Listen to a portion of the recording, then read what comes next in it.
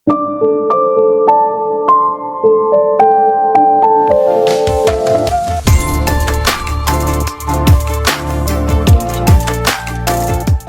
ஹக் பண்ணுவாங்க. உன் இதயம் துடிக்குது, நீ உயிரோட தான் இருக்க. அந்த இதய துடிப்பு ஃபஸ்ட்டு நான் என் பொண்ணுக்கிட்ட கேட்ட மாதிரியே இருக்கு. அப்படிங்கிறப்போ தாங்க முடியல யோனால. ஒரு ஸ்டேஜுக்கு மேலே அம்மான்னு கட்டி பிடிச்சிடணும்னு அவளுக்கே பயமாக இருக்குது. அதனால் மனசை கல்லாக்கிக்கிட்டு தள்ளி விட்டுடுறா.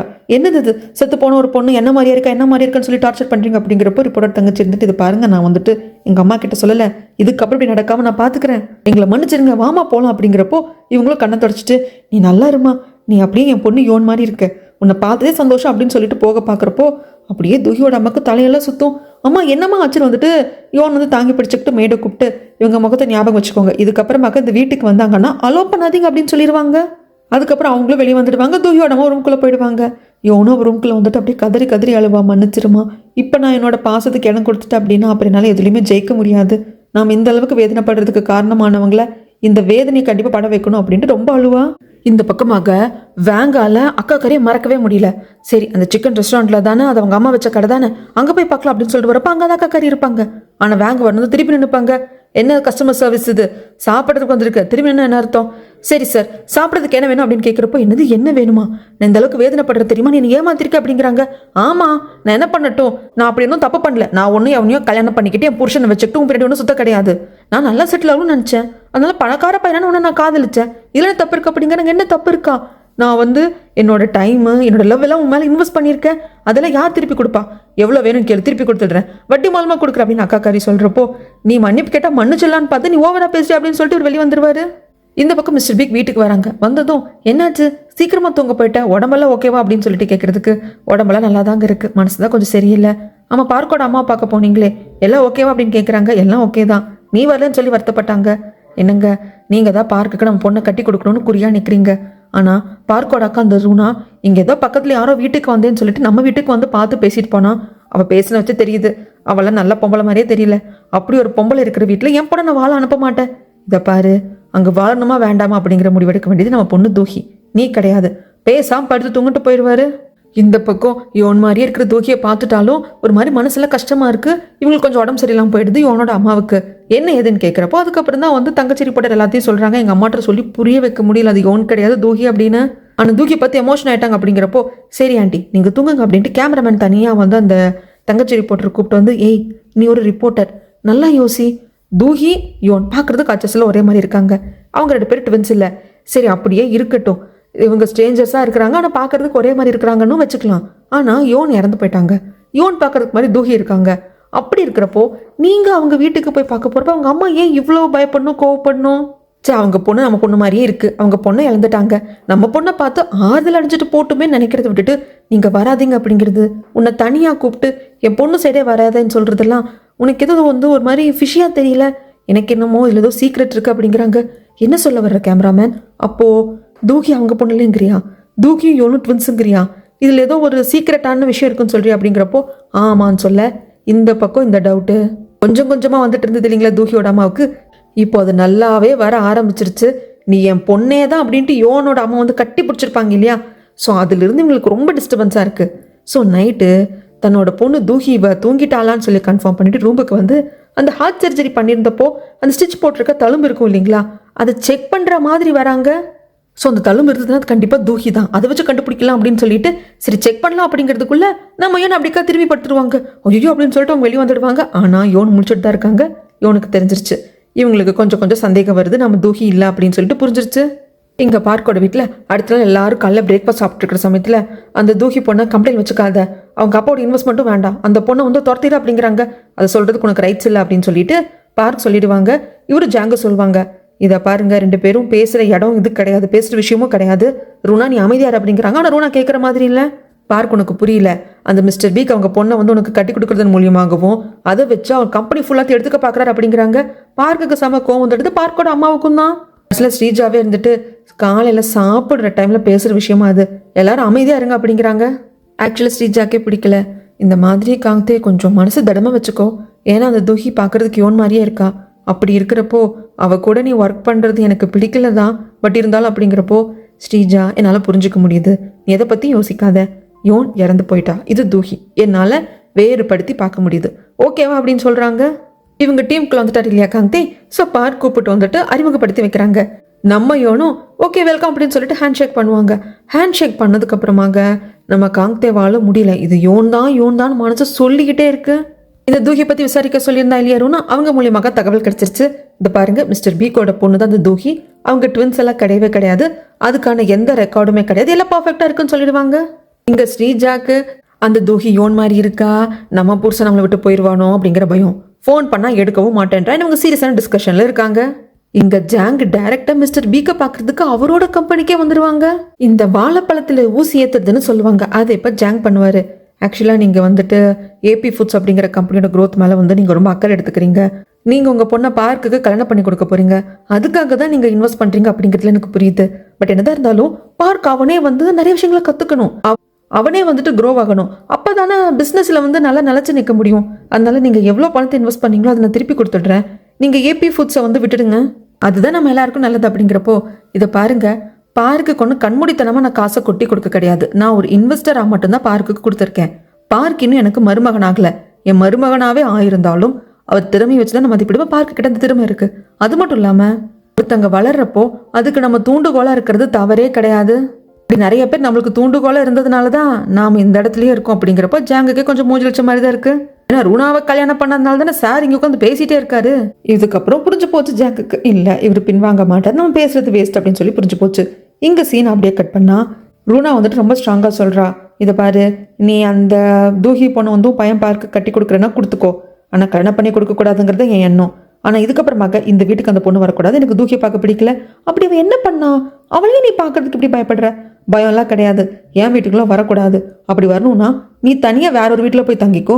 அங்க அந்த பொண்ணு கூப்பிட்டுக்கோ, சாப்பாடாக்கி போட்டு என்னத்தையும் பண்ணிட்டு போ. நான் ஸ்ட்ரிக்டா சொல்லிட்டேன் இங்க வரக்கூடாது அப்படின்ட்டு போயிடுவா. இந்த பக்கமாக ஜாங்கோட ஃபேமிலி வெளியே எல்லாரும் ஒன்னா சாப்பிட போலாங்கிற முடிவுக்கு வந்திருப்பாங்க. ஆனா ஃபர்ஸ்ட் அந்த இடத்துக்கு வர்றது ரூனா தான். ரூனாக்கு அப்புறம் வர்றது காங்தே. காங்தே ஒரு ரூனா அவங்க வந்ததுக்கு அப்புறமாக வேற வழியில பேசிதான் ஆகணும். என்ன காங்தே என்னை பார்த்தா அன்கம்ஃபர்டபுளா இருக்கு அப்படிங்கிறப்போ, அப்படியெல்லாம் ஒன்றும் இல்லை மேடம். ஆமா ஒர்க்கெல்லாம் எப்படி போயிட்டு இருக்கு? நல்லா போயிட்டு இருக்கு மேடம். நான் என்ன சொன்னாலும் செய்வியா? கண்டிப்பா மேடம். ஏன்னா நீங்க இந்த கம்பெனியோட சேர்மனோட ஒய்ஃப் ஆச்சு, அது எல்லாமே மாமியார். என்ன வேணும் சொல்லுங்க அப்படிங்கிறாங்க. என் பொண்ணு கூட பிரேக்கப் பண்ணிக்கோ அப்படிங்கிறப்போ காங்தேக்கு சிரிப்பு வந்துடும். இப்படி நீங்க சொல்றதால மட்டும் நான் பிரேக்கப் பண்ணிக்க மாட்டேன். எஸ், நீ இப்போ பிரேக்கப் பண்ண வேண்டாம், அதுக்கான சரியான டைம் கிடையாது. உன் ரோல் என்ன அப்படிங்கிறது தெரியும்ல, அதை ஃபஸ்ட்டு ப்ராப்பராக முடி. ஏபி ஃபுட்ஸில் வந்துட்டு நீ ஒர்க் பண்ணிட்டு இருக்க. அங்கே தூகி இருக்கா, யோன் மாதிரியே இருக்கக்கூடிய தூகி. அவள் கூட ஒர்க் பண்ணுறது உனக்கு ஓகேவா இருக்கா அப்படிங்கிறப்போ, ப்ளீஸ் நான் எகெயின் என்னோட ஹெட் ஆஃபீஸ்க்கே போய் ஒர்க் பண்ணணும்னு நினைக்கிறேன், அதுக்கு எனக்கு ஹெல்ப் பண்ணுங்க அப்படிங்கிறாங்க. இதை பாரு, எகெயின் ஹெட் ஆஃபீஸ் போகிறது ஓகே தான், ஆனால் அதுக்கு முன்னாடி ஏபி ஃபுட்ஸ் அப்படிங்கிற அந்த கம்பெனியை முடிச்சு கட்டிட்டு போகணும். அதுதான் உன் ரோல். அது நீ பண்ணதுக்கு அப்புறமாக தான் உன்னை ஹெட் ஆஃபீஸ் அனுப்ப முடியும் அப்படின்னு சொல்லிடுவாங்க. அப்படியா, அந்த வேலையை நான் பண்ண எனக்கு என்ன கொடுப்பீங்க அப்படின்னு சொல்லி கேட்குறப்போ இந்த ரூனாக்கு சிரிப்பு வந்துடும். பரவாயில்லையே, டீலிங்கெல்லாம் பேச ஆரம்பிச்சிட்டேன், என்ன வேணும் கேளு அப்படிங்கிறாங்க. இந்த மொத்த கம்பெனிக்கும் நான் தான் அடுத்த சேர்மேன், அந்த வாக்கை எனக்கு கொடுக்குறீங்களா அப்படின்னு சொல்லி கேட்டதும் ரூனா சத்தமாகவே சிரிச்சிருவா. பரவாயில்ல காங்தே, ஒன்று ரொம்ப அசால்ட்டாக இட போட்டேன். இப்போதான் நீ என் மருமக மாதிரி பேசியிருக்க. என்னோட ஈக்குவலான ஒரு ஆப்போனன்ட் கிட்ட தான் நான் மோதுறேன் அப்படிங்கிறது எனக்கு புரிஞ்சு போச்சு. இப்போது சரியான நேரம் இல்லை, பின்னாடி பேசிக்கலாம் அப்படின்னதும் அதுக்குள்ளே இவங்கெல்லாம் வந்துடுவாங்க, ஸ்ரீஜாவும் ஜாங்கும். அதுக்கப்புறம் ஃபேமிலியாக எல்லாரும் சாப்பிட்டு முடிச்சிடுறாங்க. அதுக்கப்புறம் ஒரு நாள் எப்பவுமே ரிலாக்ஸாக இருக்கணும் அப்படின்னா காங்தேவும் மொட்டை மாடிக்கு தான் வருவாங்க. அப்படி வர்றப்போ பாட்டு கேட்டு நின்றுட்டு இருக்காங்க நம்ம யோன். ஆக்சுவலாக அது தூஹி தான் இவருக்கு தெரியும், ஆனால் பார்க்குறப்போ யோனை பார்க்குற மாதிரியே இருக்கு.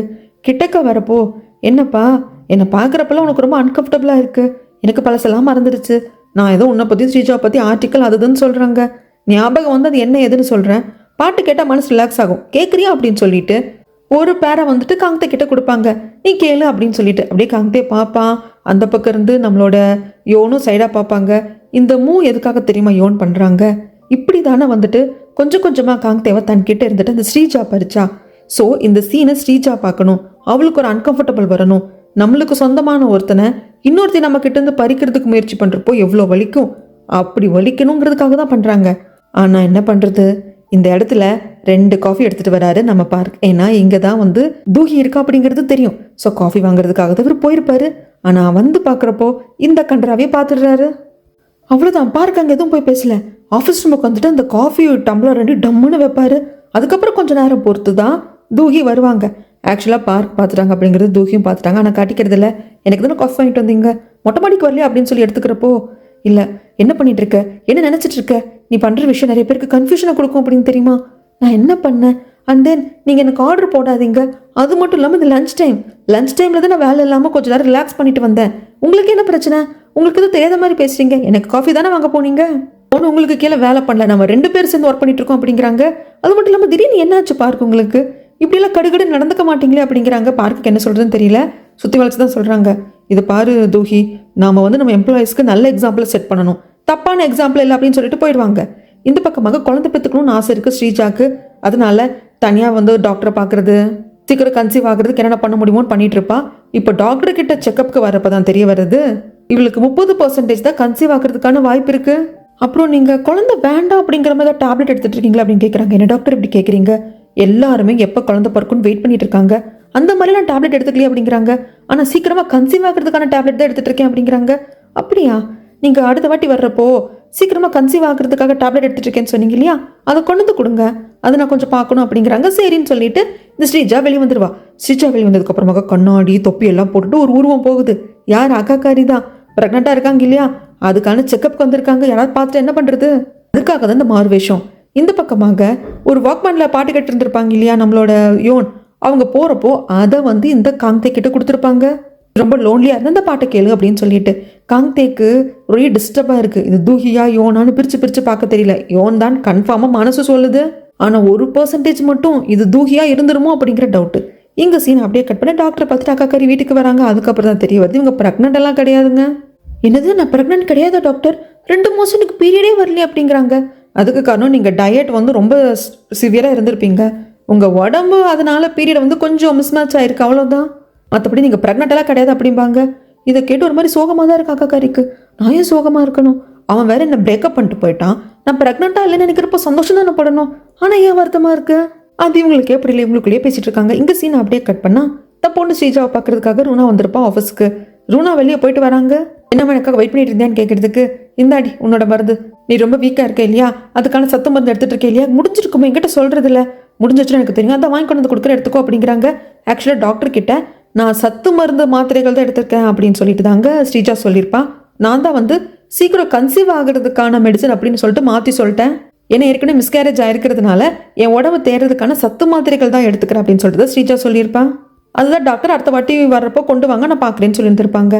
என்னம்மா சத்து மாத்திரையெல்லாம் சாப்பிட்றேன், இன்னும் ப்ரெக்னென்ட்டே ஆகலையே. இப்போ நீ ப்ரெக்னென்ட் ஆகலேன்னு யார் அழுதா? யார்? எல்லாரும் தான் ஆசைப்படுறோம், எனக்கும் குழந்தை வேணும். காங்தேவோட அம்மாவும் அதை பற்றி பேசுகிறாங்க. இதை பாரு, அவங்கள பொறுத்த வரைக்கும் அவன் பையனுக்கு நீ ஒரு குழந்தை பெற்றெடுக்கணும், அது அவங்களுக்கு ஒரு இன்சூரன்ஸ் பாலிசி மாதிரி. ஆனால் குழந்தை அப்படிங்கிறது மிகப்பெரிய பொறுப்பு, நீ இப்போதைக்கு பெற்றுக்காமல் இருக்கிறது நல்லது அப்படிம்பாங்க. பேசாமல் இருமா, எனக்கு எப்போ குழந்தை வரும்னு இருக்கு. அப்போ தான் காங்தே இன்னும் என் மேலே ரொம்ப அன்பாக இருப்பான். என்னடி அன்பாக இருப்பான்? காங்தேவை நம்பாத. அவன் என்ன தெரியுமா சொன்னான்? நம்ம லாஸ்ட்டாக ஃபேமிலியாக டின்னர் மீட்டிங் வெளியே போயிருந்தோம் இல்லையா, அப்போ என்ன தெரியுமா என்கிட்ட கேட்குறான், இந்த கம்பெனியோட அடுத்த வாரிசை என்னை உருவாக்குவீங்களா, எனக்கு அந்த அனுமதி கொடுப்பீங்களா என்கிட்ட கேட்குறான். காங்தேவாமா கேட்டான்? சத்தியமாக அவன் தான் கேட்டான். இப்படி ஒரு எண்ணம் இருக்கிறவன் உன்னை முதுகில் குத்த மாட்டான் அப்படிங்கிறதுக்கு என்னடி நிச்சயம்? அவங்ககிட்ட பார்த்து ஜாக்கிரதையாரு அப்படிம்பாங்க. சரி, அப்படி காங்தே கேட்டதுக்கு நீ என்னம்மா சொன்ன? இந்த கம்பெனிக்கு அவனை அடுத்த சேர்மன் ஆக்கிட்டு தான் மறுவேலை பார்ப்பேன், என்கிட்ட அந்த பப்பு வேகாது, அதெல்லாம் அவனை நான் பார்த்துக்கிறேன், நீ ஜாக்கிரதையாருன்னு சொல்லிடுறாங்க. ஆக்சுவலாக என்னமோ தெரியல ஒரு மாதிரி டிஸ்டர்ப் ஆகிட்டா ஸ்ரீஜா. அடிக்கடி நம்ம போய் பார்த்துக்கணும், அங்கே தூஹி இருக்கா, அதுவும் பார்க்குறதுக்கு யோன் மாதிரியே இருக்கிற தூஹி இருக்கா, ஸோ அவங்க டீமுக்கு போய்ட்டு நம்ம அடிக்கடி பார்த்துக்கணும் அப்படின்னு சொல்லிட்டு, ஏய் காய்ஸ், உங்களை சேரப் பண்ணுறதுக்கு தான் காஃபி வாங்கிட்டு வந்தானா, நீங்கள் ஏற்கனவே காஃபியில் குடிச்சிட்டிங்க போல இருக்கு அப்படிங்கிறாங்க. இது கொஞ்சம் இன்சல்ட் ஆகிடுது. பரவாயில்ல, 2வது வாட்டி குடிக்கலாம், கொடுங்க அப்படின்னு சொல்லிட்டு தூஹி சொல்ல, இல்லை தூஹி பரவாயில்ல அப்படின்னு சொல்லிட்டு அந்த காஃபி எல்லாத்தையும் கொண்டு போய் கொட்டுவான். அதை நம்ம யோன் பார்த்துட்டு, நீ அப்செட் ஆகிட்ட போல இருக்கு, ஆசையாக வாங்கிட்டு வந்த, அங்கே தேவைப்படலன்னு அப்செட் ஆகிட்டியா ஸ்ரீஜா அப்படிங்கிறாங்க. அப்செட் எல்லாம் ஆகலை, காஃபி சில்லுன்னு ஆயிடுச்சு, இதுக்கப்புறம் யார் குடிப்பாங்க அப்படின்னு தான் கொட்டுறேன்ட்டு கொட்டிட்டு போயிடுவா. இங்கே ரூனா வீட்டுக்கு வரப்போ ஒரு ஆல்பத்தை எடுத்து பார்த்துட்டு இருப்பாங்க பார்க்கோட அம்மா. இங்கே பாருடி, நீ நான் நம்ம ஃப்ரெண்டு மினி ரொம்ப நல்ல பொண்ணுல அதுதான் பேசுறதுக்கு, உனக்கு வயசாயிடுச்சு, தேவையில்லாமல் பாஸ்டில் இப்போ எதுக்கு பேசிகிட்டு இருக்க? ஆமாம், நீ அந்த தூகியோட அப்பாவை மீட் பண்ணுறதுக்காக போயிருந்தே அப்படின்னு கேட்குறாங்க. அது எப்படி உனக்கு தெரியும்? என்னை ஃபாலோ பண்ணுறேன் அப்படின்னு கேட்குறப்போ, ஃபாலோ பண்ணுற அளவுக்குலாம் நான் ஃப்ரீயாக இல்லை, எனக்கு தெரிஞ்ச ஒருத்தவங்க உன்னை பார்த்தாங்க, என்கிட்ட சொன்னாங்க, உன் பையனுக்கு அங்கே பொண்ணு எடுக்க போகிறேன், அந்த பொண்ணோட அப்பம் கூட சேர்ந்து இப்படி பப்ளிக்காக சுத்தாத, அசிங்கம் உனக்கு தான் அப்படின்னு சொல்லிட்டு பயங்கரமாக ஹர்ட் பண்ணிட்டு போயிடுவாங்க. யோனோட அம்மா கொஞ்சம் கிம்ச்சி கொஞ்சம் ஃபுட் எல்லாம் சமைச்சு கொண்டு வந்து இவங்க வீட்டில் கொடுத்துட்டு போயிருப்பாங்க. மெய்டு தூகியோட அம்மா வந்ததும் இந்த மாதிரி அந்த அம்மா அங்கே கொடுத்தாங்க, ஒரு பேப்பர் இருந்தது அப்படிங்கிறப்போ அதை படித்து பார்க்குறாங்க. நீ என் பொண்ணா இல்லையான்னு தெரியலம்மா, என் பொண்ணு மாதிரியே இருக்க, உனக்கு என்ன டேஸ்ட் பிடிக்கும் எனக்கு தெரியாது, எனக்கு தெரிஞ்ச மேனிக்கு சமைச்சு கொடுத்துருக்கேன் அப்படின்னு அது எழுதியிருக்கு. அதை பார்த்தவங்க இது எல்லாத்தையும் வீசிடுன்னு சொல்லி தான் ஃபர்ஸ்ட் மேடிக்கிட்ட சொல்லுவாங்க. அதுக்கப்புறம் இல்லை அப்படியே வெயின்னு சொல்லி இவங்கெல்லாம் நைட்டு டின்னர் சாப்பிட்றப்போ அந்த கிம்ச்சி அந்த ஃபுட் எல்லாத்தையும் கொஞ்சம் கொஞ்சம் எடுத்து வைக்கிறாங்க. அப்படியே அதை வந்து நம்ம யோன் சாப்பிட்றப்போ நோட்டீஸ் பண்ணுறாங்க. யோன் அசால்ட்டாக சாப்பிட்டுடுறா. அதுக்கப்புறம் இவங்களுக்கு பெருசாக அதை பற்றி அவங்க எதுவும் வந்து கண்டுக்கிறது இல்லை. இவங்க ஹஸ்பண்ட் தூங்குறதுக்காக பெட்டெல்லாம் ரெடி பண்ணிட்டு, என்னங்க ஒரு வாட்டி பார்க்கோடாமோ நம்ம வீட்டுக்கு இன்வைட் பண்ணுங்களே, நாம் வந்து அவங்களுக்கு ஏதாவது டின்னர் ரெடி பண்ணலாம் அப்படிங்கிறாங்க. சரி நான் சொல்கிறேன் அப்படிங்கிறப்போ, அப்புறம் இன்றைக்கி நைட் நான் இந்த ரூம்லேயே தூங்கட்டுமா, உங்கள் கூடயே நான் தூங்கட்டுமா அப்படிங்கிறப்போ, இல்லை எனக்கு ஒர்க் முடிக்கிறதுக்கு லேட் ஆகும், லைட் எரிஞ்சிட்டே இருந்தால் உனக்கு தூக்கம் வராது, நீ போய் தூங்க அப்படிங்கிறாங்க. சரிங்க அப்படின்னு சொல்லிட்டு இவங்க தனி ரூமுக்கு போயிடுறாங்க. தூஹி ஹைஸ்கூல் படிக்கிறப்ப இருந்து தனித்தனியாக தான் இவங்க 2 பேரும் படுத்து தூங்குறாங்க. அதுக்கு ஒரு காரணம் இருக்குது. அது இப்போ தான் நம்மளுக்கு தெரிய வருது. ஆக்சுவலாக மிஸ்டர் பீக் இவர் பொண்ணான தூஹிக்கும் இவருக்கும் டிஎன்ஏ டெஸ்ட் எடுத்திருக்காங்க. அப்போ தான் தெரிய வந்திருக்கு தூஹி இவரோட பொண்ணு இல்லை அப்படின்னு சொல்லிட்டு. இது நடந்தது ஹைஸ்கூல் சமயத்துலேயே. ஒருவேளை பிளட் ஏதாவது கொடுக்க போகிறப்போ உங்கள் பிளட் குரூப் வந்து உங்கள் பொண்ணு தூஹிக்கு செட் ஆகலைன்னு சொல்லியிருப்பாங்களா என்னன்னு தெரியல. அந்த கதை நம்மளுக்கு கடைசி வரைக்கும் தெரியாதுங்க. ஆனால் ஏதோ ஒரு சின்ன ஒரு டவுட்டில் தான் இவர் வந்து டிஎன்ஏ டெஸ்ட் எடுத்திருந்திருப்பாங்க தூஹி ஹைஸ்கூல் படித்த சமயத்திலேயே. அப்போவே இந்த ரிப்போர்ட் வந்துடுச்சு. தூஹியும் மிஸ்டர் பீக்கும் அப்பா பொண்ணு கிடையாது அப்படிங்கிற ரிப்போர்ட் வந்துருச்சு. இதை பார்த்ததுக்கு அப்புறமாகத்தான் எதையும் தான் ஒய்ஃப் கிட்ட சொல்லாமல் இவரை ஒய்ஃபை பிரிஞ்சு ஒரே வீட்டில் தனியாக வாழ்ந்துட்டு இருக்காரு. இவ என் பொண்ணு இல்லை அப்படிங்கிறதுக்காக வெறுத்து ஒதுக்கலை, தன் ஒய்ஃப் கிட்ட எதுவும் கேட்கல. தூஹி மேலே அவர் அதே பாசத்தோடு தான் இது வரைக்கும் வந்து பார்த்துட்டு வந்துட்டு இருக்காரு. ஆனால் தன் மனைவி தனக்கு துரோகம் பண்ணிட்டா, வேற யாரோ கூட தான் இந்த குழந்தை பெற்றிருக்கா அப்படிங்கிற மாதிரி நினைச்சதுனால தான் தன் மனைவி கிட்ட இருந்து இவர் தனியாக வாழ்ந்துட்டு இருக்காரு. ஆனால் இது அவங்களுக்கு புரியாததுனால தான், ஏங்க நம்ம ஒரே வீட்டில் தனியாக இருக்கோம், இதெல்லாம் நல்லாவா இருக்குது அப்படின்னு சொல்லிட்டு அடிக்கடி ஆதங்கத்தில் கேட்டு போவாங்க.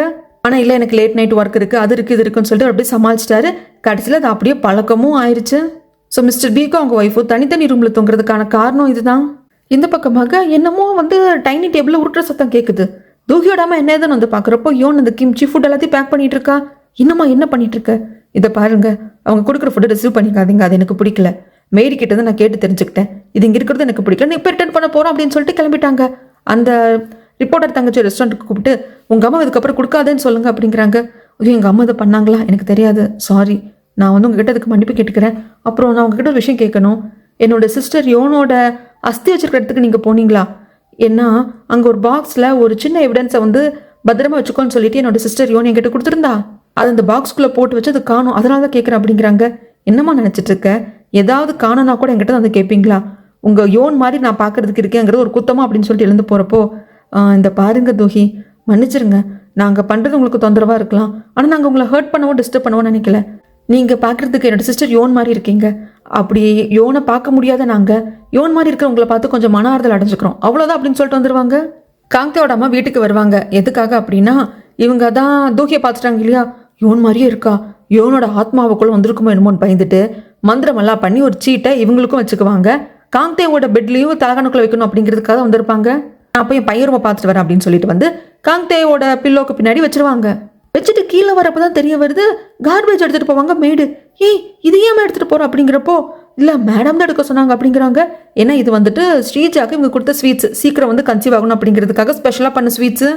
சம்மந்திமா இது எதுக்கு தூக்கி போட சொல்கிறீங்க? இது நல்லாவே இல்லை. என்கிட்ட காசு பணம் இல்லாமல் இருக்கலாம், நான் கொஞ்சம் வாயாடியான பொம்பளை தான், அதுக்காக என் பேர பேத்திங்களை பார்க்கணுங்கிற ஆசைப்பட்டு மருமகளுக்கு நான் கொடுத்த ஸ்வீட் இப்படி தூக்கி போட பார்க்குறீங்களே, உங்களுக்குலாம் மனசாட்சி இல்லை அப்படின்னு பேசிக்கிட்டே இருக்கிறப்போ ரூனாவும் திட்டுற மாதிரி வருவா. அப்போ கரெக்டாக ஸ்ரீஜாவும் காங்க்தே வந்துடுவாங்க. என்ன ஏது அப்படின்னு சொல்லி கேட்குறப்போ இவங்க பாட்டுக்கு பேசுகிறாங்க. காங்க்தேவோட அம்மா, காங்க்தே அமைதியாக நிற்கிறான். காங்க்தே என்ன அமைதியாக நின்றுக்கிட்டே இருக்க, உன் அம்மாவை அமைதிப்படுத்த மாட்டே அப்படிங்கிறப்போ, நான் ஏன் அமைதிப்படுத்தணும், எங்கள் அம்மா கரெக்டாக தானே பேசிகிட்டு இருக்காங்க, பேரம்பேத்திங்களை பார்க்கணும் அப்படிங்கிற ஆசை எல்லாருக்கும் தான் இருக்கும், மருமகளுக்கு அவங்க கொடுத்தது நீங்கள் தூக்கி வீசினீங்க அப்படிங்கிறாங்க. இது ஒரே ஷாக்கிங்காக இருக்கு ரூனாக்கு. என்ன காங்க்தே எதிர்த்து பேசுகிறேன், ஃபர்ஸ்ட் இருக்க மாட்டே அப்படிங்கிறாங்க. குழந்தைங்க பிறந்தோன்னா நடக்காது, தவளும் அதுக்கப்புறம் நடக்கும், நானும் இப்போ தான் எப்படி பேசுறதுன்னு கற்றுக்கிட்டு இருக்கேன் அப்படின்னு சொல்லிட்டு அவன் பாட்டுக்கு ரூமுக்குள்ள வந்துடுவான். நம்ம பையனை நம்மளுக்கு சப்போர்ட் பண்ணுறோம் அப்படிங்கிற மாதிரி தான் காங்க்தேவோட அம்மாவுக்கே இருக்கும். ரூமுக்கு வந்ததும் பின்னாடியே ஸ்ரீஜா வந்துட்டு, நீ அம்மாட்ட இன்னைக்கு ஹார்ஷாக பேசிட்ட, நீ வந்து பேடாக ஃபீல் பண்ணலையா, அம்மாட்ட போய் சாரி கேட்க மாட்டியா அப்படிங்கிறப்போ, நான் ரெக்ரெட்டே பண்ணல, நான் கரெக்டாக தான் பேசியிருக்கேன், நான் தப்பாக பேசுகிற மாதிரி எனக்கு தோணல. இல்லை காங்க்தே, உங்கள் அம்மா ரொம்ப ஓவராக பேசுகிறாங்க இல்லையா, அதுக்கு தான் சொல்கிறேன் அப்படிங்கிறாங்க. உன் அம்மாவும் அப்படி தான் பேசுகிறாங்க, எந்த அம்மாவையும் நம்ம மாற்ற முடியாது, நாம தான் அட்ஜஸ்ட் பண்ணிக்கணும். புரியுது, நான் ஒன்றும் அவங்கள மாறவெல்லாம் சொல்லலை, நம்ம டிஸ்டன்ஸில் இருக்கிறது நம்ம எல்லாருக்கும் நல்லது தானே அப்படிங்கிறாங்க. இதை பாரு ஸ்ரீஜா, எல்லா நேரமும் நான் ஒரே மாதிரி இருக்க மாட்டேன், இன்னைக்கு வெடிச்ச மாதிரி இன்னொரு நாள் நான் வெடிப்பேன், அதனால என்ன தேவையில்லாம சீட்டி பார்க்காதீங்க அப்படிங்கிறாங்க. காங்க்தே நீ மாறிட்ட, அந்த ஏபி ஃபுட்ஸ் அப்படிங்கிற கம்பெனிக்கு போய் அவங்க கூட ஒர்க் பண்ண ஆரம்பிச்சதுக்கு அப்புறமா நீ ரொம்ப மாறிட்ட அப்படின்னு சொல்லிட்டு வந்துருவா. இதைத்தான் நம்ம யோன் எதிர்பார்த்தா. கொஞ்சம் கொஞ்சமாக இவங்களுக்குள்ள வந்துட்டு அந்த பிரிவு வரணும், அந்த வேதனை வரணும்ன்ட்டு. அது இங்கே நடக்க இந்த பக்கமாக இந்த ரெஸ்டாரண்ட்டோட கொலாப் பண்ணலாம் அப்படின்னு சொல்லிட்டு ஒரு 10 ரெஸ்டாரண்ட்லேருந்து சிக்கனை பேக் பண்ணி வாங்கிட்டு வந்திருப்பாங்க.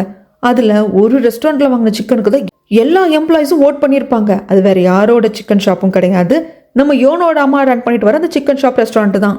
இது தெரிய வந்ததும் அங்கே தான் இவங்களும் இருப்பாங்க, யார் யோனும் இருப்பாங்க, காங்தேவும் இருப்பாங்க. காங்தே இருந்துட்டு நம்ம கம்பெனியோட தான் கொலாப் பண்ண போறீங்கிறத அவங்க கிட்ட சொல்லுங்க, அவங்க கண்டிப்பாக அது கொத்துக்க மாட்டாங்க. அப்படிங்கிறப்போ காங்தே ஏன் இப்படி சொல்கிறான் அப்படிங்கிறது நம்ம யோனுக்கு புரியும், ஆனால் பார்க்குக்கு புரியல. ஆமாம், நம்ம கம்பெனின்னு தானே சொல்ல போகிறோம், இல்லை ஏபி ஃபுட்ஸ்னு மட்டும் சொன்னால் அவங்களுக்கு புரியாது, அந்த ஏபி ஃபுட்ஸுக்கு மேலே ஒரு கம்பெனி பேர் இருக்கு இல்லையா, அதை சொல்லணும் அப்படின்னு அழுத்தி சொல்லி அனுப்புகிறாங்க. இந்த பக்கமாக ஜாங்குக்கு இது தெரிய வருது, என்னது இது அப்படின்னு சொல்லிட்டு காங்தே கிட்ட கேட்குறப்போ இதை கேட்டு ஸ்ரீஜா வந்துட்டு இதுக்கு நான் ஒத்துக்கவே மாட்டேன், என் குழந்தைய நான் இழந்ததுக்கு அந்த யோனோட அம்மா அந்த பொம்பளை தான் காரணம், அவ கூட சேர்ந்து நம்ம ஒர்க் பண்ணவே கூடாது அப்படிங்கிறாங்க. காங்தே வந்துட்டு அமைதியாக இரு, அது நடக்காது, நம்ம கம்பெனியோட சேர்ந்து கொலாப் பண்ண போகிறோம் அப்படிங்கிறப்ப அவங்களே வர மாட்டாங்க. அது இல்லாமல் நான் தெளிவாக சொல்லி அனுப்பிச்சிருக்கேன், ஏபி ஃபுட்ஸ் அப்படிங்கிற பேர் மட்டும் கிடையாது, நம்ம கம்பெனியோட பேரும் இல்லை மென்ஷன் ஆயிருக்கும், அவங்க கண்டிப்பாக ஒத்துக்க மாட்டாங்க அப்படிங்கிறாங்க. அதே மாதிரி இங்கேயும் ஒத்துக்காமல் போகிறாங்க. அது தெரிய வர்றப்போ என்ன பண்ணுறது எது பண்ணுறதுன்னு தெரியல, ஏன் ஸ்டப்பனாக இருக்காங்க, இது நம்மளோட பெரிய கம்பெனி, இதோடு சேர்ந்து ஏன் ஒர்க் பண்ண மாட்டேங்கிறாங்க அப்படிங்கிறப்போ, ஏன்னா காங்தேவோட எக்ஸ் கேர்ள் ஃப்ரெண்டு இறந்து போனாங்க இல்லையா யோன், அந்த யோனோட அம்மா நடத்துகிற அந்த சிக்கன் ரெஸ்டாரண்ட் தான் அது அப்படின்னு சொல்லிட்டு நம்மளோட யோனி சொல்கிறப்போ என்ன தூக்கி சொல்கிற, ஆமான்னு சொல்கிறாங்க யோன். சரி நானே போய் பார்த்து பேசுகிறேன் அப்படிங்கிறப்ப அதுக்கு கூட வந்து யோனோட அம்மா ஒத்துக்க மாட்டேங்கிறாங்க. இந்த பக்கம் காங்தே இருந்துட்டு எல்லாரும் ஒர்க்கை முடிச்சுட்டு கிளம்புற சமயத்தில் இந்தாங்க உங்களோட ஹெட்ஃபோன் அந்த பாட்டு கேட்குற வாக்மேனில் கொடுத்துருந்தீங்க இல்லையா, எனக்கு இது தேவைப்படாது வச்சுக்கோங்க அப்படின்னு சொல்கிறாங்க. அதை வாங்கிட்டு நம்ம யோன் வர்றப்போ பார்க்கு கிட்ட இருந்து கால் வரும், என்னாச்சு நீங்கள் போய் அவங்க கிட்ட பேசுனீங்களா, அவங்க ஒத்துக்கிட்டாங்களா அப்படின்னு சொல்லி கேட்குறாங்க. நம்ம எங்காவது போய் உட்காந்து சாப்பிட்டே பேசலாம் அப்படின்னு சொல்லிட்டு பார்க் சொல்கிறாங்க. இங்கே சீனை அப்படியே கட் பண்ணால் ஒரு பாரில் வந்துட்டு ஸ்ரீஜா வரேன்னு சொல்லியிருந்திருப்பா, அங்கே வந்துட்டு காங்தே உட்காந்து ட்ரிங்க்ஸ் பண்ணிட்டு வெயிட் பண்ணிகிட்டே இருக்கா. அப்போ யாரோ பியானோ வாசிக்கிறாங்க. அந்த மியூசிக்கை கேட்குறப்போ 12 வயசில் நம்ம யோன் வாசித்த மாதிரியே இருக்குது. பக்கத்தில் போய் யோன் அப்படிங்கிற சமயத்தில் திரும்பினா 12 வயசு யோனும் தெரியுறாங்க, இப்போ இருக்கிற யோனும் தெரியுறாங்க. யோன் நீயா அப்படின்னு சொல்லி டக்குன்னு கிஸ் பண்ணிடுவான். இதாங்க வந்து ஸ்ரீஜாவும் பார்த்துருவா. ஆக்சுவலி இது எல்லாமே யோனோட பிளான் தான், இங்கே காங்தே வருவாங்க அப்படிங்கிறது தெரியும், அதனால இங்கே வந்து உட்காந்து அதே மியூசிக், எந்த மியூசிக் ஃபர்ஸ்ட் இவங்களை சர்ச்சில் ஒன்று நிச்சதோ அதே மியூசிக்கை வச்சிருப்பாங்க. இவன் கிஸ் பண்ணிட்டான்.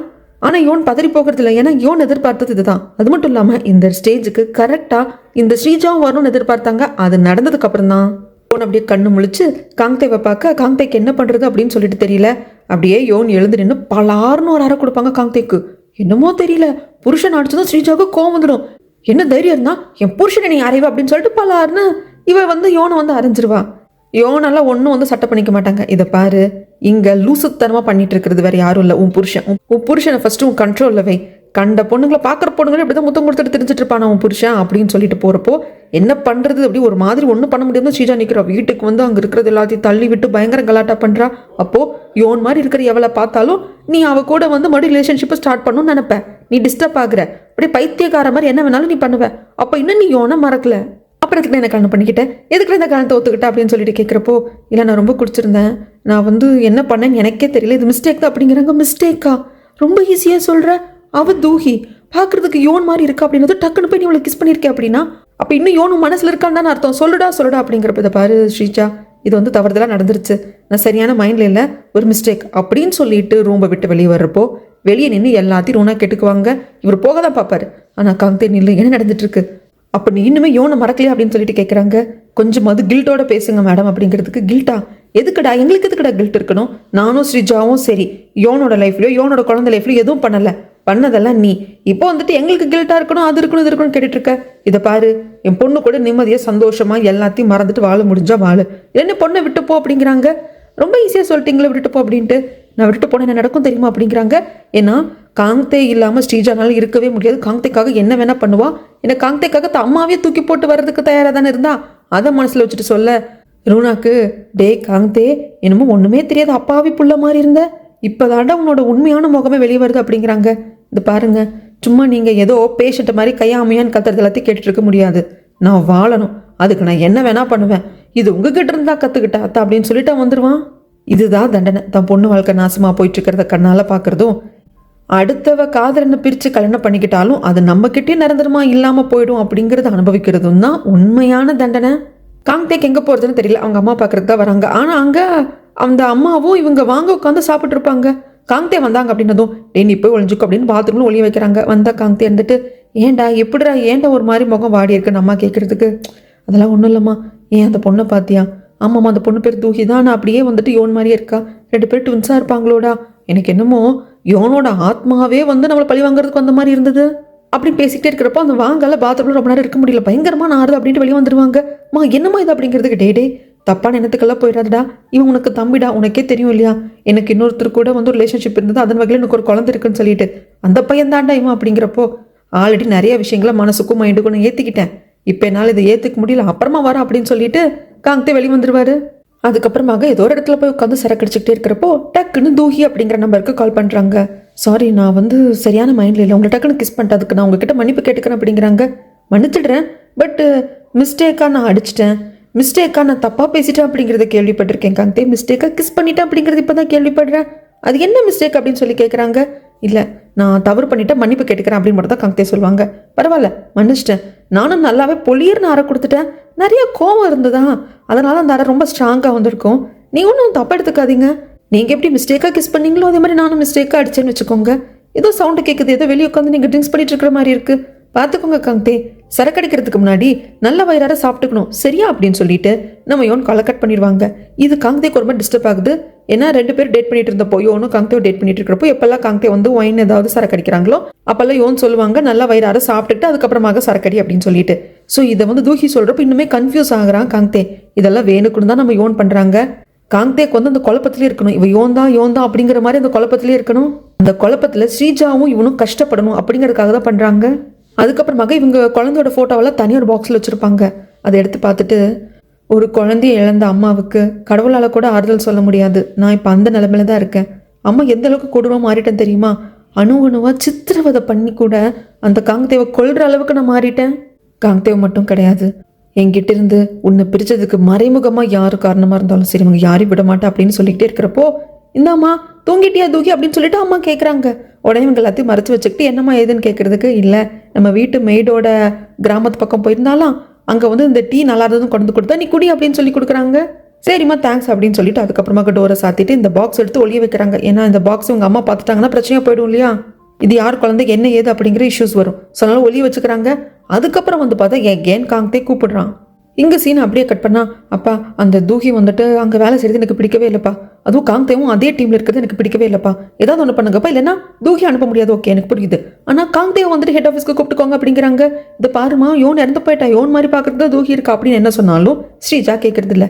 அப்போது ரூனா வந்துட்டு இதை பாரு ரொம்ப வீக் ஆகாத, காங்தே அப்படின்னு சொல்லிட்டு பைத்தியம் முடிச்சுட்டு தெரியாத, காங்தே அந்த டீமில் இருக்கணும். ஏன்னா மிஸ்டர் வீக் தான் வந்து ஏபி ஃபுட்ஸ்க்கு இன்வெஸ்ட் பண்ணியிருக்காங்க, அவங்க பொண்ணு தூஹியும் அங்கே வேலை செய்கிறான், அதனால நம்மளால் அங்கே இருக்கிறது வந்து ரொம்ப முக்கியம். கொஞ்சமாவது அறிவோட யோசி, அப்படி இல்லைன்னு வச்சுக்கோ உங்கள் மாமா பார்க்க வந்து நம்மளால் வீழ்த்தவே முடியாது, அந்த கம்பெனி நம்ம கைக்கு வராது அப்படிங்கிறப்ப இது எல்லாத்தையும் வந்து பார்க்கோட அம்மா கேட்டுப்பாங்க.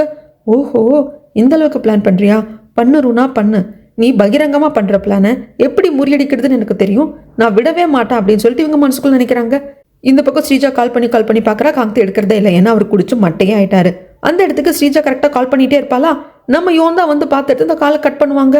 அப்போது இந்த இடத்தோட ஓனர் வந்துட்டு ஆக்சுவலாக இவர் வந்து குடிச்சிட்டு அப்படியே மயக்கமாயிட்டார், எழுப்பி பார்த்தோம் எந்திரிக்கல, கடைசியாக வந்துட்டு உங்கள் நம்பருக்கு தான் கால் பண்ணியிருந்தாங்க, அதனால தான் பண்ணி கூப்பிட்டோம் அப்படிங்கிறாங்க. சரி அப்படின்னு சொல்லிட்டு காங்தேவே நாமே ட்ராப் பண்ணலான்னு கூப்பிட்டு வராங்க. இந்த பக்கமாக ஜாங்குக்கு தூக்கம் வரல, ரூனாவுக்கும் அப்படிதான். ஆனால் ஜாங் வந்து ரூனா கிட்ட சொல்கிறாங்க, இதை பாரு ரூனா, நீ வந்து பார்க்க பகிரங்கமாக அட்டாக் பண்ணுறேங்கிறது அப்பட்டமாக தெரியுது, தயவு செய்து அதை பண்ணாத, என்னதான் இருந்தாலும் அவன் உன்னோட தம்பி, எனக்கு புரியுது உனக்கு அந்த கம்பெனி வேணும் அப்படிங்கிறது, அதை நான் பார்த்துக்கிறேன், நீ பண்ணாத அப்படிங்கிறாங்க. உங்களாலையும் என் பொண்ணாலும் இதெல்லாம் பண்ண முடியாதுங்க, எல்லாத்தையும் நான் பார்த்துக்கிறேன், எல்லாத்தையும் நான் எடுத்துப்பேன், நான் வந்து வஞ்சம் வச்சுட்ருக்கேன், கண்டிப்பாக பார்க்கையும் அந்த பார்க்கோட அமைவு சும்மா விட மாட்டேன் அப்படின்ட்டு வரப்போ வந்த பார்க்கு இது எல்லாத்தையும் கேட்டுப்பாங்க.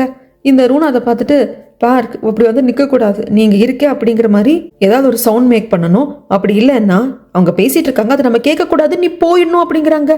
இல்லை ரூனா, இதுக்கப்புறமாக இதே மாதிரி வந்து நின்று சைலண்டாக எல்லாத்தையும் ஒட்டு கேட்கலான் இருக்கேன், அது நல்லது தானே, அப்போ தான் யார் என்ன எனக்கு பண்ணுவாங்க அப்படின்னு தெரிஞ்சுக்க முடியும் அப்படின்னு சொல்லிட்டு ரூமுக்கு வரப்போ அம்மா நல்லா தூங்கிட்டு இருக்காங்க. இப்போ தான் பார்க்குக்கு முழுசாக புரியுது, ரூனாவை மாற்றவே முடியாது, ரூனா நம்மளை எப்போ அழிக்கலான்னு காத்துக்கிட்டே இருக்கா, நம்ம அம்மாவை பழி வாங்கறதுக்கு காத்துட்ருக்கான்னு புரியுது. இந்த பக்கமாக காங்தேவை கூப்பிட்டு வர்றதே நம்ம யோன் தான். அங்கே வந்துட்டு காங்தேவோட ஃபோன் எடுத்துட்டு ஸ்ரீஜாவுக்கு கால் பண்ணுறாங்க. என்னங்க காங்தே எங்கே இருக்கீங்க அப்படிங்கிறப்போ, நான் தூஹி பேசுகிறேன், கொஞ்சம் வீட்டுக்கு வெளியே வரியா அப்படிங்கிறாங்க. வந்து ஸ்ரீஜாவுக்கு இது பிடிக்கவே இல்லை. அப்புறம் டிரைவரை வச்சுட்டு அங்கேருந்து காங்தேவை கைத்தாங்கள கூப்பிட்டு போயிடுறாங்க. வேணுக்குன்னு யோன் சொல்கிறாங்க, இதை பாரு ஸ்ரீஜா, கொஞ்சம் நேரத்துக்கு முன்னாடி தான் ஹஸ்பண்ட் என்னை கிஸ் பண்ணாரே அப்படிங்கிறதுக்காக நீ ஒன்றும் தப்பாலாம் மனசில் எடுத்துக்காத. அவர் என்னை கிஸ் பண்ணதுக்கு சாரியா ஃபீல் பண்ணி என்கிட்ட மன்னிப்பு கேட்கறதுக்காக கால் பண்ணாரா? அப்போ அவர் குடிச்சிட்டு இருந்த இடத்துல இருந்தவங்க இவர் குடிச்சிட்டு மாட்டேனதுக்கு அப்புறமாக கடைசியாக எனக்கு கால் பண்ணாங்க அப்படிங்கிறதுக்காக எனக்கு கால் பண்ணிட்டாங்க அப்படிங்கிறப்போ புரியுது, நான் அதுவும் தப்பா எடுத்துக்கல அப்படின்ட்டு ஸ்ரீஜா வந்துடுவா. அதுக்கப்புறமாக யோன் இவங்க வீட்டுக்கு வர சமயத்தில் தூகி அப்படின்னு ஒரு குரல் பார்த்தா அங்கே தான் பார்க் வந்துட்டு இருப்பாங்க. என்னாச்சு? உன் கூட பார்க்கணும் பேசணும் வெளியே போய் மீட் பண்ணலாம் அப்படின்னப்போ வேற ஏதோ வேலை இருக்குது அப்படின்னு சொல்லிட்டேன். இப்போ எங்கே போயிட்டு வர ஏது போயிட்டு வர அப்படின்னு கேட்கறதுக்கு நம்ம யோன் ஆன்சர் பண்ணுறது இல்லை. அதை பார்க்கும் பெருசாக எடுத்துக்கிறது இல்லை. இதை பாரு, நம்ம 2 பேரும் சேர்ந்து ஒர்க் பண்ணணும். அந்த சிக்கன் ரெஸ்டாரண்ட் இருக்கு இல்லையா, அவங்க கூட நாம் வந்து கான்ட்ராக்ட் போட்டே தீரணும். கண்டிப்பாக நம்ம வின் பண்ணியே தீரணும். அதுக்கு எனக்கு ஹெல்ப் பண்ணு. நானும் போய் பார்த்து பேசிட்ட முடியல, எனக்கு ஹெல்ப் பண்ணு அப்படிங்கிறப்போ இதை பாருங்க பார்க், இதில் நீங்கள் கேட்குறது எனக்கு ஹெல்ப்பே கிடையாது. ஏன்னா நம்ம 2 பேரோட இன்டென்ஷனும் ஒன்று தான். அதனால் கண்டிப்பாக நான் எப்போ உங்கள் பக்கத்துலேயே இருப்பேன் அப்படின்னு சொல்லிட்டு ஹேண்ட் ஷேக் பண்ணுறாங்க. அந்த சமயத்தில் என்னாச்சு துஹி, திடீர்னு உன் கை வந்துட்டு ரொம்ப வாமாக இருக்குது அப்படிங்கிறாங்க. ஏன்னா எப்போவுமே உன் கை வந்து சில்லுன்னு கடுகடுன்னு இருக்கும், இப்போ வாமாக இருக்கே அப்படின்னு கேட்குறப்போ ஏன்னா ஒரு நெருப்பு பந்தோட விளாண்டுட்டுருக்க, அதுதான் வாமாக இருக்குது. என்னமோ அந்த நெருப்பு பந்து நீ கையிலே வச்சுட்டு இருந்தா உன்னை எரிச்சிட போகுது தூக்கி என்கிட்ட கொடுத்துட்டு நான் பார்த்துக்கிறேன் அப்படிங்கிறாங்க. இல்லை பார்க், நானே பார்த்துக்கிறேன் அப்படிங்கிறப்போ சரி லேட் ஆச்சு நீ போய் தூங்க அப்படின்னு பார்க் போகிறப்போ நம்ம யோன் வந்து கேட்பாங்க, பார்க் ஒரு நிமிஷம் இருங்க, நீங்கள் சொன்னீங்க இல்லையா உங்களுக்கு தெரிஞ்சு தூகியோட கை அப்படி சில்லுன்னு இருக்குன்னு சொல்லிட்டு, அந்த கை தானே உங்களுக்கு பிடிச்சிருந்தது, கண்டிப்பாக நீங்கள் அந்த தூகி ரொம்ப மிஸ் பண்ணுவீங்களா அப்படிங்கிறப்போ இல்லை இப்போது இந்த தூகியோட கை வாமாக இருக்கு இல்லையா, இந்த தூகியும் எனக்கு பிடிச்சிருக்கு அப்படின்னு சொல்லிட்டு போவாங்க. அதாவது நம்ம யோனுக்கும் கொஞ்சம் கொஞ்சமாக அப்படியே இப்போ தான் ஃபீலிங்ஸ் வந்து ஸ்டார்ட் ஆகுது பார்க் மேலே. இந்த பக்கமாக ரிப்போர்ட்டர் தங்கச்சியை வந்து இந்த காங்கத்தை பார்த்துட்டு ப்ளீஸ் நீ போய் வந்து அந்த தூகி பொண்ணை மீட் பண்ண, பார்க்குறதுக்கு அப்படியே யோன் மாதிரியே இருக்கா, ஆனால் அது தூகி கிடையாது யோன் அப்படின்னு எனக்கு மட்டும்தான் தோணுது, ஸோ நீயும் போய் பாரு, அப்போ தான் எனக்கு மட்டும்தான் அது யோனுன்னு தோணுதா உனக்கும் தோணுதான்னு வந்து கண்டுபிடிக்க முடியும் அப்படிங்கிறாங்க. அறிவு கெட்டவனே, யோனும் குழந்தையும் சாகிறதுக்கு நீ தாண்டா காரணம், இப்போ வந்துட்டு போய் பாரு யோன் மாதிரி ஒரு பொண்ணு இருக்கா அப்படின்னு சொல்லிட்டு என்னென்ன டார்ச்சர் பண்ணிட்டு இருக்கா அப்படிங்கிறாங்க. யோன் நிஜமா செத்து போயிட்டாளா? அவன் உடம்பு நீ பார்த்தி அப்படிங்கிறப்ப நான் தான் கண்ணால் பார்த்து கன்ஃபார்ம் பண்ணேன். இல்லை நீ ப்ளீஸ் எனக்காக போ பாரு அப்படிங்கிறப்போ எனக்கு ஏற்கனவே தூக்கி எல்லாம் தெரியும் அப்படிங்கிற அந்த கதையெல்லாம் வந்துட்டு இந்த தங்கச்சி ரிப்போர்ட்டர் சொல்கிறது கிடையாது. உங்ககிட்ட இதுக்கிட்ட அந்த அளவுக்கு பேசணும். இதை பாரு யோன் செத்துட்டா, அதுக்கு காரணம் நீ தான், குழந்தை செத்ததுக்கும் காரணம் நீ தான், இதுக்கப்புறம் இந்த மாதிரி விஷயங்களுக்கு என்ன கூப்பிட்டு பேசுது அப்படின்ட்டு வந்துருவாங்க. அப்புறம் கமெண்ட் ஒருத்தங்க கேட்டிருந்தாங்க போஸ்ட்மார்ட்டம் பண்ணியிருந்தா தெரிஞ்சிருக்குமே, ஏன்னா தூகிக்கு ஹார்ட் சர்ஜரி பண்ணியிருப்பாங்க, யோனுக்கு பண்ணியிருக்க மாட்டாங்க. ஸோ போஸ்ட்மார்ட்டம் பண்ணியிருந்தா இறந்து போனது யோன் கிடையாது தூகின்னு தெரிஞ்சிருக்கலாம் அப்படின்னு கேட்டாங்க. ஆக்சுவலாக எல்லா மரணத்துக்கும் போஸ்ட்மார்ட்டம் பண்ண மாட்டாங்க, மேக்ஸிமம் சூசைட் பண்ணிக்கிட்டால் போஸ்ட்மார்ட்டம் பண்ணுவாங்க. அண்ட் தென் குடும்பத்தாருக்கு அந்த மரணத்தில் சந்தேகம் இருந்தால் போஸ்ட்மார்ட்டம் பண்ணுவாங்க. ரோடு ஆக்சிடென்ட் இந்த மாதிரி ஏதாவது இருந்தால் கூட அதுவும் குடும்பத்தார் வந்து எங்களுக்கு போஸ்ட்மார்ட்டம் வேணும்னு கேட்டால் தான் பண்ணுவாங்க. பட் இது ஃபயர் ஆக்சிடென்ட்ல இறந்து போயிருக்காங்க. அது மட்டும் இல்லாமல் தூகியோட எல்லா ஐட்டம்ஸும் யோன் கிட்ட இருந்துச்சு. ஐடி கார்டில் இருந்து ஃபோன்ல இருந்து ட்ரெஸ்ஸில் இருந்து அந்த சிலுவையில இருந்து எல்லாமே அவங்க கிட்ட இருந்தது. அண்ட் இந்த ஹாஸ்பிட்டல் இருந்தது தான் யோன் அப்படிங்கிற மாதிரி அங்கே தான் தூகி இருந்தாங்க. அந்த ஹாஸ்பிட்டல் ட்ரெஸ் எல்லாம் போட்டுக்கிட்டு அவங்க பேரண்ட்ஸ் வந்து கேட்கல, தூகியோட பேரண்ட்ஸும் கேட்கல, யோனோட அம்மா அவங்க அக்கா தங்கச்சிங்களும் கேட்கல. ஸோ அதனால தான் போஸ்ட்மார்ட்டம் பண்ணல. ஒருவேளை இல்லை எங்கள் பொண்ணு செத்ததில் ஏதோ மர்மம் இருக்குது, எங்களுக்கு வந்து அதில் டவுட் இருக்குது அப்படின்னு யாராவது சொல்லியிருந்தாங்கன்னா கண்டிப்பாக அந்த டெட் பாடியை போஸ்ட்மார்ட்டம் பண்ணியிருப்பாங்க. அப்போ அது இறந்து போனது யோன் கிடையாது தூகி அப்படிங்கிறது தெரிய வந்திருக்கும். இங்கே ஸ்ரீஜா காங்கத்தையை பிடிச்சி காட்டுன்னு காட்ட நான் தான் சொல்லிட்டேன்ல, நான் தவறுதல அவளை கிஸ் பண்ணிட்டேன், ஆமாம் அந்த இடத்துல கொஞ்சம் டிஸ்டர்ப் ஆகிட்டேன் குடிச்சிருந்தேன், இப்போ என்னங்கிற இதை பாரு காங்கத்தை ஒன்று நம்பணும் அப்படின்னா அப்போது அந்த தூக்கி இந்த கம்பெனியை விட்டு போகணும், அதுக்கு நீ தான் காரணமாக இருக்கணும், அப்போ தான் நான் உன்னை நம்புவேன்னு வேற சொல்லிடுவா. இந்த பக்கமாக ஜாங்குக்கு வந்து பார்க் மேலே நம்பிக்கை கிடையாது. எல்லா கம்பெனிக்கும் சேர்மேனாக இருக்கிற ஜாங்குக்கே பார்க் மேலே நம்பிக்கை இல்லை அப்படிங்கிறப்போ ஏபி ஃபுட்ஸ் அப்படிங்கிற கம்பெனியை நம்பி நாம் எப்படி இன்வெஸ்ட் பண்ணுறது, கண்டிப்பாக அது நல்லபடியாக வராது அப்படின்னு சொல்லிட்டு தாம நிறைய ரூமர்ஸ் எல்லாம் போயிட்டுருக்கு. நீ நல்லா யோசிச்சுக்கோ, நாம் அவங்க கூட அக்ரிமெண்ட் போட்டது ஓகே தானே, இன்வெஸ்ட் பண்ணது ஓகே தானே அப்படின்னு சொல்லிட்டு மிஸ்டர் பீக் கேட்குறப்போ யோன் வந்து சொல்கிறாங்க, அப்பா நம்புங்க, ஒரு சிக்கன் ஷாப் வந்துட்டு இருக்குது, அந்த ரெஸ்டாரண்ட் வந்து ரொம்ப நல்லா போயிட்டுருக்கு, அங்கே சிக்கனும் ரொம்ப சூப்பராக இருக்குது, நாங்கள் நல்லா வந்து அந்த சிக்கன் ரெஸ்டாரண்ட்டை நாங்கள் செலக்ட் பண்ணியிருக்கோம், அவங்க கூட நம்ம டீலிங் போட்டுக்கிட்டா போதும்ப்பா அப்படிங்கிறாங்க. இங்கே வந்து அந்த யோனோட அம்மாவை சைன் பண்ணி வைக்கிறதுக்காக அங்கே வந்து வேலையே செய்கிறாரு பார்க்க. அப்போ அக்கா இருந்துட்டு ஐயோ அம்மா வந்து என்ன ஆகுன்னு தெரியல அப்படிங்கிறாங்க. அவங்க வந்ததும் மூஞ்சிலேயே தண்ணி ஊற்றி பார்க்க அவமதிச்சு அனுப்பிச்சிடுறாங்க. அங்கே கரெக்டாக நம்மளோட யோனும் ஒரு வங்காளம் இவங்கெல்லாம் ஷாப்புக்குள்ளே போனதுக்கப்புறம் தான் வருவாங்க. இது அங்கே தொடச்சிக்கோங்கன்னு கர்ச்சீஃப் கொடுக்குறப்போ பரவாயில்ல தூகி, தண்ணி தான் ஊற்றுனாங்க, அதுவும் நல்ல தண்ணி, குடிக்கிற தண்ணி தான், ஏதோ குப்பையை மேலே தூக்கி வீசலையே, நான் இன்னும் ட்ரை பண்ணிட்டு தான் இருப்பேன் அப்படிங்கிறப்போ பார்க்கு இப்போ அது பிரச்சனை இல்லை, போர்ட் மீட்டிங் கண்டக்ட் பண்ண போகிறாங்க, அதுக்கான டைம் இருக்குது, அங்கே என்ன பேச போகிறாங்க அப்படிங்கிறது இதோ அப்படின்னு சொல்லிட்டு கொடுக்குறாங்க. அப்புறம் தான் தெரிய வருது நம்ம யோன் வந்து அங்கே இருக்கக்கூடாது, ஸோ மிஸ்டர் பீக்கோட பொண்ணு தூக்கி அங்கே இருக்கக்கூடாது, தூக்கியை வந்து அடிச்சு வரணும் அப்படின்னா மிஸ்டர் பீக் வந்து இந்த கம்பெனியை வந்து எடுத்துக்கிறதுக்காக தான் இன்வெஸ்ட் பண்ணியிருக்காங்க. ஏபி ஃபுட்ஸ் மூலியமாக மொத்த கம்பெனி ஆட்டையை போட பார்க்குறாங்க. அது மட்டும் இல்லாமல் ஏபி ஃபுட்ஸ் நல்லபடியாக போகாமல் நிறைய ஸ்ட்ரகிள் இன்னும் ஃபேஸ் பண்ணுறதுக்கு அந்த தூக்கி பொண்ணு வந்ததுக்கப்புறம் தான் இன்னுமே வந்து ரொம்ப சீப்பாக லோவாக போயிட்டுருக்கு அப்படி நல்லா வந்துட்டு சொல்லி இதெல்லாம் பண்ணது யார், இந்த போர்ட் மீட்டிங்கில் இந்த பாயிண்ட்ல டிஸ்கஸ் பண்ணும் அப்படின்னு போர்ட் மீட்டிங் அசைன் பண்ணதே காங்தே தான். இதை பார்க்குற ஸ்ரீஜாக்கு ரொம்ப சந்தோஷம். ஜாங் இருந்துட்டு இந்த அளவுக்கு போகணுமா காங்தேன்னு கேட்குறப்போ வேற வழி இல்லை சார், 2 பேரையும் பார்க்கையும் சரி தூகியும் சரி ஸ்டாப் பண்ண முடியல, இது ஒன்று தான் வந்துட்டு முடியும் அப்படிங்கிறாங்க. ஆமாம், இதோட சேர்த்து ஏபி ஃபுட்ஸ் அப்படிங்கிற கம்பெனியவே நம்ம வந்து ஒன்றும் இல்லாமல் சேல்ஸ் பண்ணி ஒழிச்சு கட்டிடணும், இல்லை சேல்ஸ் போகாட்டாலும் பரவாயில்ல அந்த கம்பெனி இழுத்து மூடிடணும். அப்போ தான் வந்துட்டு பார்க்கையும் தூக்கியும் தடுத்து நிறுத்த முடியும். பார்க்கும் சூரியனுக்கு வருவான், அடுத்து என்ன எதுன்னு பண்ணிட்டு பார்த்துட்டு போட்டோம், வேணா அந்த கம்பெனியில் அவனுக்கு வந்து ஒரு போஸ்டிங் போட்டு கொடுத்துடலாம் அப்படிங்கிறாங்க. இதெல்லாத்தையும் கேட்ட காங்தே இருந்துட்டு சார் இதெல்லாம் முடிஞ்சதுக்கு அப்புறமாக்கா நான் எகைன் ஹெட் ஆஃபீஸ்க்கே வந்துடலாம் இல்லையா பொசிஷனுக்கு அப்படிங்கிறாங்க. எஸ் பார்க் அப்படின்னு சொல்லிட்டு ஜாங் சொல்லிடுவாங்க. இந்த பக்கம் இதெல்லாம் தெரிய வரப்போ உனா மட்டும் குதூகலமா இல்லாமல் இருப்பாளா? ஆமாம் பார்க்குக்கு என்னங்க டேலண்ட் இருக்கு, அவ்வளோதாங்க. ஏபி ஃபுட்ஸ் காலிங்க, நம்ம கம்பெனிங்க, இதுக்கப்புறம் என் பொசிஷன் தாங்க சேர்மன் அப்படின்ட்டு யாரோக்கிட்ட நல்லா சந்தோஷமா காசு பேசிட்டு இருப்பா. இதை பார்க்கோட அம்மா கேட்டுடுவாங்க. இப்படி வந்து நின்று ஒட்டு கேட்காத என்ன பழக்கம் அப்படின்னு சொல்லிட்டு ரோனா போக பார்க்குறப்போ இதை பாரு, ஒரு எலிக்கு கூட கோவம் வரும், ஒரு புழுவுக்கு கூட கோவம் வரும், அதால என்ன வேணா பண்ண முடியும். என் பையன் பார்க்க அட்டாக் பண்ணேன்னு வச்சுக்கோ, நான் ஒன்று ஒன்றும் இல்லாமல் அழிச்சிடுவேன், அந்த அளவுக்கு எனக்கு எல்லாம் தெரியும் அப்படிங்கிறாங்க. பார்க்கோட அம்மா சொல்லிட்டு அவங்க பாட்டுக்கு ரூமுக்குள்ளே போயிடுவாங்க. ஆனால் ரூனாக்கு இவளுக்கு எங்கிருந்து இவ்வளோ கான்ஃபிடன்ஸ் வந்தது அப்படின்ட்டு ஒரு மாதிரி கொஞ்சம் பயத்தில் தான் பார்க்குறாங்க. இந்த பக்கமாக போர்ட் மீட்டிங் ஸ்டார்ட் ஆகுது. எல்லாமே பண்ணிட்டு, அதாவது குழந்தையும் கிள்ளி விட்டு தொட்டிலையும் ஆட்டுற மாதிரி ஜாங்குக்கு எல்லாம் தெரியும். முடிச்சு கட்டிடலாம், ஏபி ஃபுட்ஸையே க்ளோஸ் பண்ணிடலாம், பார்க்கையும் துரத்திடலாம் அப்படிங்கிற ஐடியாவில் தான் உட்காந்துருக்காரு. பட் இருந்தாலும் மற்ற போர்ட் ஆஃப் மெம்பர்ஸ் எல்லாம் பேசுகிறப்போ பார்க்குக்கு டைம் கொடுக்கலாமே, இப்போதானே ஸ்டார்ட் பண்ணியிருக்காரு அப்படின்னு சொல்லிட்டு ஏதோ பூனைக்குட்டி தடவி கொடுக்குற மாதிரி ஜாங் பேசுவாங்க. ஆனால் காங்தே இருந்துட்டு இல்லை அதுக்கெல்லாம் வந்து ஹோப்பே கிடையாது. அது மட்டும் இல்லாமல் மிஸ்டர் பீக்கோட பொண்ணு இந்த கம்பெனிக்குள்ளே தூக்கி வந்ததுக்கு அப்புறமாக இந்த கம்பெனியோட வேல்யூவை தான் குறைக்க பார்க்குறாங்க. இப்போ நம்ம ஏபி ஃபுட்ஸை வந்து விற்றா கூட நம்ம நினச்ச அளவுக்கு நல்ல ரேட்டுக்கு போகாது. ஆனால் அவங்க வர்றதுக்கு முன்னாடி மிஸ்டர் பீக்கோ அவங்க பொண்ணு தூக்கி வர்றதுக்கு முன்னாடி கூட நல்ல ரேட்டுக்கு போகிற மாதிரி இருந்தது. மிஸ்டர் பீக்கோட ஸ்ட்ராட்டஜி இந்த ஏபி ஃபுட்ஸ்க்கு இன்வெஸ்ட் பண்ணுற மாதிரி பண்ணிட்டு இப்படி எல்லாம் பண்ணுறாங்க, இந்த கம்பெனியோட ரேட்டை குறைக்க பார்க்குறாங்க அப்படி நல்லா பேசிக்கிட்டே இருக்கிறப்போ பார்க்குக்கு கோவம் வந்துடுது. இல்லை நான் இதை வந்து விட மாட்டேன், ஆக்சுவலாக நாங்கள் வந்து ஒரு முடிவு எடுத்திருக்கோம், ஒரு சிக்கன் ரெஸ்டாரண்ட்டோட நாங்கள் வந்து கொலாப் பண்ணி அந்த சிக்கன் ரெஸ்டாரண்ட்டை நிறைய ஃப்ரான்ச்சைஸாக ஓப்பன் பண்ண பார்க்குறோம், அது செமையாக சக்ஸஸ் ஆகும், எனக்கு நம்பிக்கை இருக்குது அப்படிங்கிறப்போ இந்த ஸ்ரீஜா இருந்துட்டு சரி ஒரு வேளை நீங்கள் அவங்களோட கொலாப் பண்ணாமல் நிறைய பிரான்ச்சஸ் ஓப்பன் பண்ணாமல் நீங்கள் அவங்க கூட சைன் பண்ணுறதுக்கு தோற்று போயிட்டீங்க அப்படின்னா அந்த தூகியும் ரிசைன் பண்ணிட்டு போயிடணும், நீங்களும் ரிசைன் பண்ணிட்டு போயிடுவீங்களா அப்படின்னு சொல்லி கேட்குற பார்க் இருந்துட்டு ஓகே ஸ்ரீஜா சொல்கிற இந்த சவாலை நான் எடுத்துக்கிறேன், அந்த சிக்கன் ரெஸ்டாரண்ட்டோட நாங்கள் வந்துட்டு சைன் பண்ணலை, எந்த அக்ரிமெண்ட்டும் போடலை அப்படின்னா நான் வந்து கிவ் அப் பண்ணிடுறேன், ஏபி ஃபுட்ஸே நான் கிவ் அப் பண்ணிடுறேன் அப்படின்னு சொல்கிறப்போ அந்த இடத்துக்கு நம்ம யோன் வந்து நிற்பாங்க. நான் ஒரு விஷயம் சொல்லலாமா அப்படின்னு சொல்லிட்டு இங்கே சீன் அப்படியே கட் பண்ணா தூகியோட அம்மா தூகியோட ரூம்குள்ளே வராங்க. என்னமோ இங்கே வந்து ரகசியம் இருக்குது, ஏதோ வந்து உங்களுக்கு டவுட் வந்துக்கிட்டே இருக்கு இல்லையா, ஸோ அந்த ரூம்குள்ளே சர்ச் பண்ணி பார்க்குறப்போ ஒரு பாக்ஸ் கிடைக்குது. இங்கே தூகியோட அம்மா அந்த பாக்ஸை ஓப்பன் பண்ணுறாங்க. நல்ல வேலை, தன் குழந்தையோட ஃபோட்டோவில் யோன் வச்சுருந்தாங்க இல்லையா, அந்த பாக்ஸ் இல்லைங்க, இது வேற பாக்ஸ், இதில் இருக்கிறது தூகியோட ஃபோட்டோஸும் சில பேப்பர்ஸ் தான். அதுக்கப்புறமா இவங்களுக்கு அந்த சந்தேகம் தீரல, என்னமோ ஒரு மிஸ்ட்ரி இருக்குது அப்படின்னு சொல்லிட்டு அந்த ரூமுக்குள்ள தேடுறாங்க. அதுக்கப்புறமாக யாருக்கோ கால் பண்ணுறாங்க. இங்கே சீன் அப்படியே கட் பண்ணா நம்ம யோன் வந்திருப்பாங்க இல்லையா, நான் ஒரு விஷயத்த சொல்லலாமா அப்படின்னு சொல்லிட்டு யோன் பக்காவாக ஒரு காயை வந்து மூவ் பண்ணுவாங்க. சரி நாங்கள் அந்த சிக்கன் ரெஸ்டாரண்ட்டோட சைன் பண்ணல, நிறைய பிரான்ச்சஸ் ஓப்பன் பண்ணல அப்படின்னா நானும் இங்கே ரிசைன் பண்ணிட்டு போயிடுவேன், ஏபி ஃபுட்ஸ் அப்படிங்கிற கம்பெனியை பார்க்கும் கிவ் அப் பண்ணிடுவாரு, நாங்கள் 2 பேர் சேர்ந்து தான் ஒர்க் பண்ணிட்டு இருக்கோம், ஒருவேளை அந்த சிக்கன் ரெஸ்டாரண்ட்டோட நாங்கள் சைன் பண்ணி நிறைய பிரான்ச்சஸ் ஓப்பன் பண்ணிட்டோம் அப்படின்னா இதுக்கப்புறமாக ஏபி ஃபுட்ஸ் அப்படிங்கிற கம்பெனி ஒரு இண்டிவிஜுவல் கம்பெனி, நாங்கள் எடுக்கிற முடிவில் ஹெட் ஆஃபீஸில் இருக்கிற யாரும் தலையிடக்கூடாது, ஏபி ஃபுட்ஸ் அப்படிங்கிறது இண்டிவிஜுவல் கம்பெனியாக தான் வந்துட்டு செயல்படும், இதுக்கு ஓகேவா அப்படின்னு சொல்லிட்டு கேட்குறாங்க. ஜாங்கே ஆடி போயிடுவாங்க. ஆனால் வேற வழி இல்லை, ஓகேன்னு சொல்லி தான் ஆகணும். ஏன்னா நீங்கள் அந்த அக்ரிமெண்ட்டில் சைன் பண்ணலை அப்படின்னா நீங்கள் இந்த கம்பெனிவே கிவ் அப் பண்ணிடணுங்கிற அளவுக்கு ஸ்ரீஜா பேசிட்டா இல்லையா, ஸோ டீல் அப்படின்னா 2 பக்கம் ஈக்குவலாக இருக்கணும் இல்லையா, அதனால ஓகேன்னு சொல்லிடுறாங்க. ஜாங் வந்து நம்ம யோனை கூப்பிட்டு பேசுவாங்க. இதை பாருமா தூஹி, 2 வாட்டி நம்ம ஃபோனில் பேசியிருக்கோம், என் பொண்ணை பற்றி தான் ஆர்டிக்கல் அதுன்னு சம்மந்தமாக பேசியிருக்கோம், ஆனால் நீ ரிப்போர்ட்டராக தானே இருந்தா அதையும் குவிட் பண்ணிட்டா அப்படின்ட்டு இப்பயும் பிஸ்னஸ்குள்ளே வந்துட்டு அப்படின்னு சொல்லிட்டு கேட்குறாங்க. ஏன் இதுக்கு நான் உங்களுக்கு உண்மையில பதில் சொல்லியே தீரணுமா ஜாங் அப்படின்னு கேட்குறப்போ இல்லை, பார்க் வந்து ரொம்ப யதார்த்தமான பையன், அவனுக்கு வந்து ட்ரிக்காக யோசிக்க தெரியாது, இப்படியெல்லாம் டீலிங்கெல்லாம் பேச தெரியாது, நீ மேனிப்புலேட் பண்ணுறியோன்னு தோணுது, அது இன்னைக்கு நான் போர்ட் ஆஃப் மீட்டிங்கில் பார்த்தேன் அப்படிங்கிறப்போ நம்ம யோனுக்கு சிரிப்பு தான் வருது.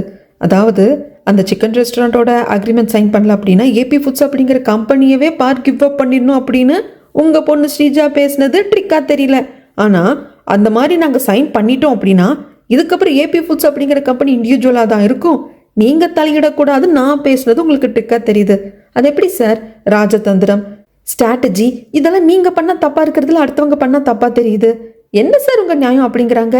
சரி நான் ஏன் இப்போ திடீர்னு இந்த பிஸ்னஸ்குள்ளே வந்தேன் நீங்கள் நினைக்கலாம், அது மட்டும் இல்லாமல் நிறைய பேருக்கு டவுட் இருக்குது, ஏபி ஃபுட்ஸ் அப்படிங்கிற கம்பெனி நான் அப்படியே என் கையில் ஓவர்டேக் பண்ணிக்கணும்னு நினைக்கிறேன்ட்டு, எனக்கு ஏபி ஃபுட்ஸ் எல்லாம் டார்கெட்டே கிடையாது. இந்த மொத்த கம்பெனியும், அதாவது ஜேவி அப்படிங்கிற இந்த மொத்த குரூப் ஆஃப் கம்பெனியும் தான் என் டார்கெட் அப்படின்னதும் ஜாங்கி அப்படியே பேய் மாதிரி அரைஞ்சு போன மாதிரி பார்ப்பாரு.